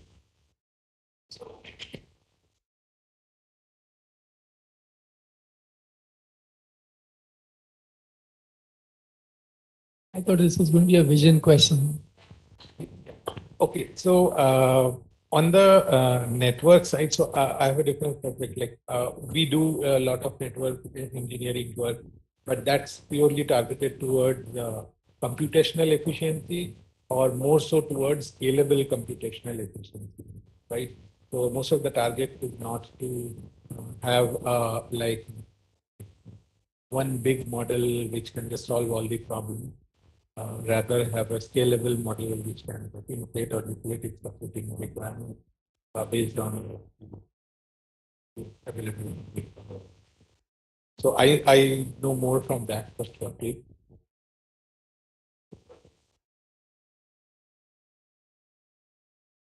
That one of the essential things. Device stability. Multiple.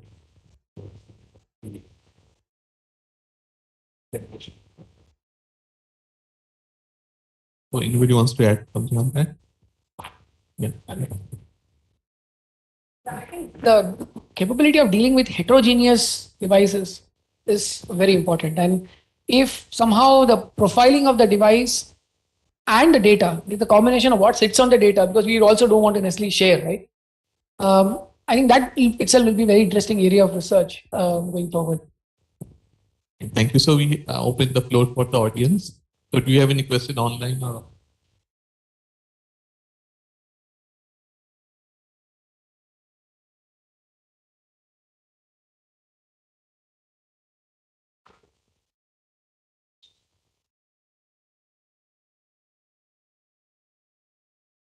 I just want to throw something for you people. You know, even many of the problems that you might consider as a solved problem actually has implications when you go outside. For example, you might think something as simple as face detection using phones is a solved problem. Half the time it's solved because you are doing a lot of work there in focusing the person, and so the computer is actually just piggybacking on your human vision there. But even otherwise, even if you are in a decentralized setup, when you have computer algorithms for something as simple as face detection, once it's not anymore entertainment, but life or death.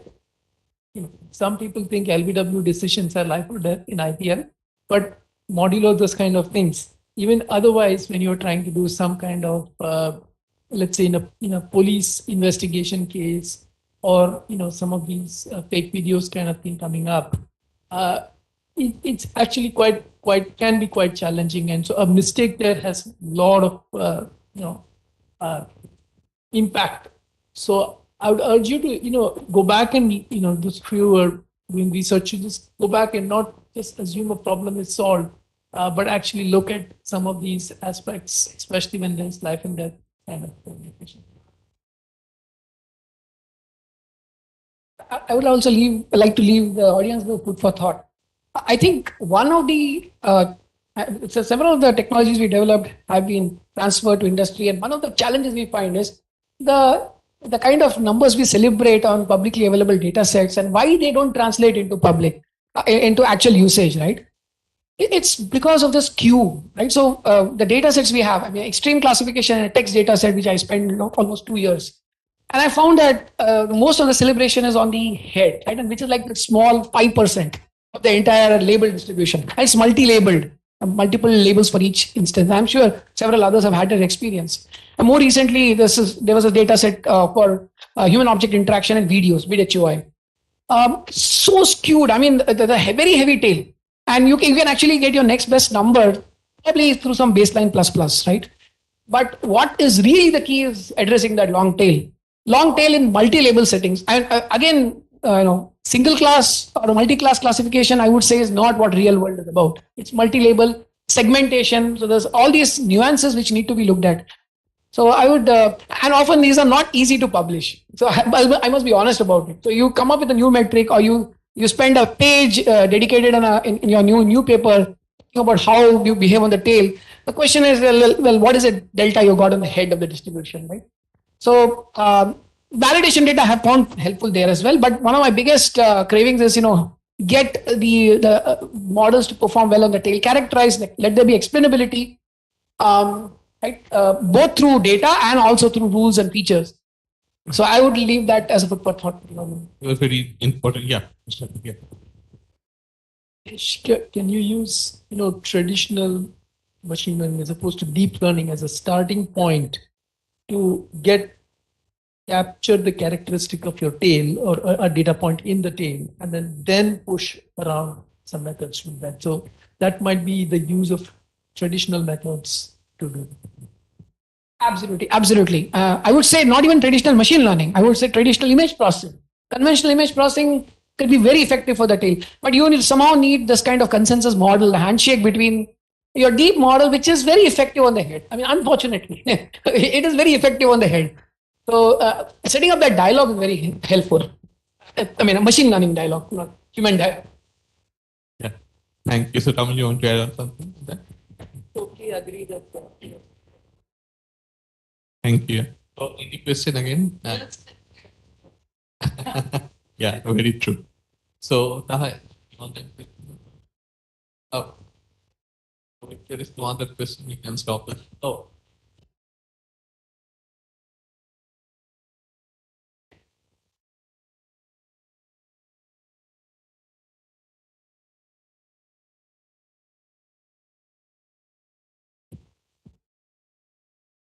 So, sir, you're suggesting like in such cases of like medical domain and planning detection, precision is something which will be something more important. Like so reducing false negatives with what from your model. So maybe that is maybe one of the main focus. Like if like detecting cancer, if you want to reduce false, then the doctor can check there is false. Also similar kind. So you got possible suspect. Then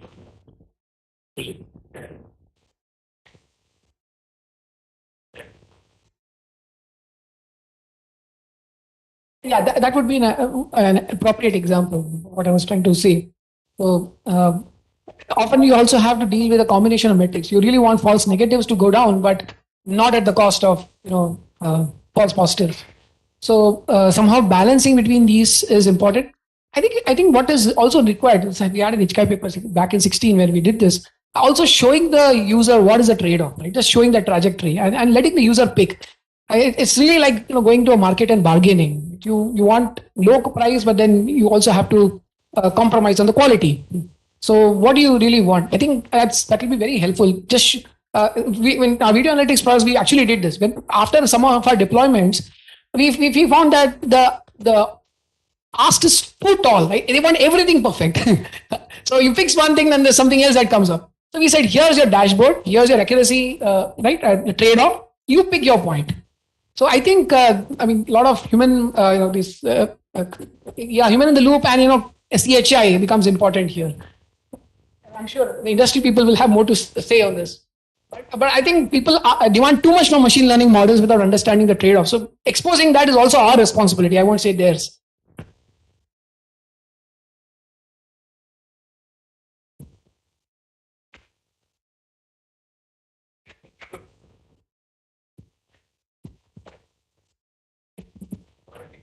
Almost at the end of the workshop. Thank you once again.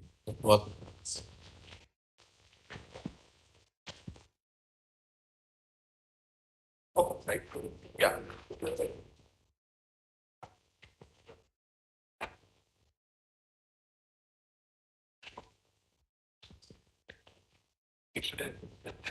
So good. Okay. Good.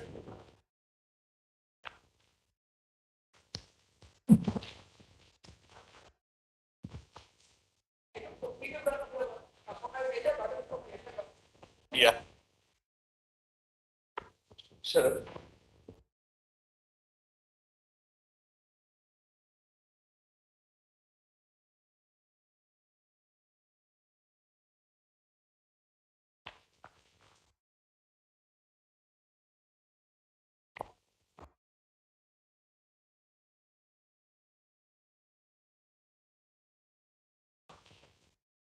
I should click to my purpose. Okay, so with this, I think we have to conclude the workshop. There's a lot of people that we have to thank, and I'm already worried that I might forget to thank some people. But first of all, we would like to thank many very enthusiastic and efficient volunteers in our DRF office, Neeti Mathur and her team. They have done an excellent job in supporting this workshop. In C-Minds, we have a new C-Mind, office manager, Taha Kaur. He just joined on 15th March, and he was given this humongous task of helping out with the workshop. And I think he did an excellent job. The beautiful website that you see is mostly due to Taha. And in C-Minds, Suraj Jadhav, he has also been a very helpful, person in lots of things that you have seen about the workshop is due to Suraj. Please, Taha and Suraj, please come here and go. And we cannot forget the services of the CD team. They provide us with, acoustics and visuals and all the technical support. I find them as an island of proficiency with regard to audio visuals in IIT. And of course, we cannot forget the speakers and the participants. Thank you all for making the workshop a success.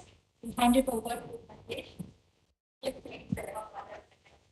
About this in ACR office, I think just Preethi Rao who led all this, but there were many people like Rukmini and Prachi and Kirtana, there were many others. And again, like I want to again, especially CDP, I want to thank Negi. Like I said, it's not there, but I think he did a great job. Especially this hybrid mode was a challenge after this long shutdown of this LA001. I think that they put a lot of efforts. Yeah, these are all. Yeah, Swapnil, Adesh, and Mahesh. Thanks. And student volunteers. Like, so who are volunteers? Like I think this Ashish Pandit is there. Ashish Pandit, I think, helped us maintain the desk, and there were some 4-5 volunteers with him. Anuj, Deshma and all. Yeah, so I would like to thank all the student volunteers. Anything volunteer? Yesterday, I think one girl was helping us. Yeah, Vaidehi. Vaidehi. Okay, thanks, Vaidehi. Yeah. And Ishwarya, there were 4 students.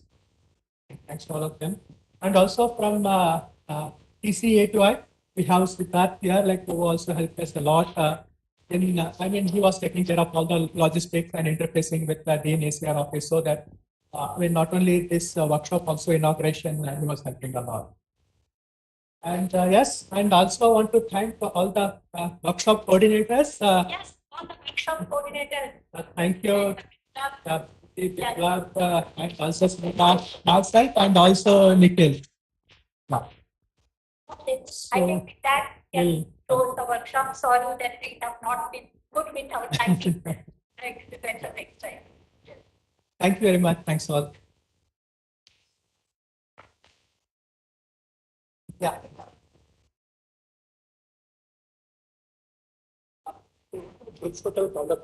Yeah.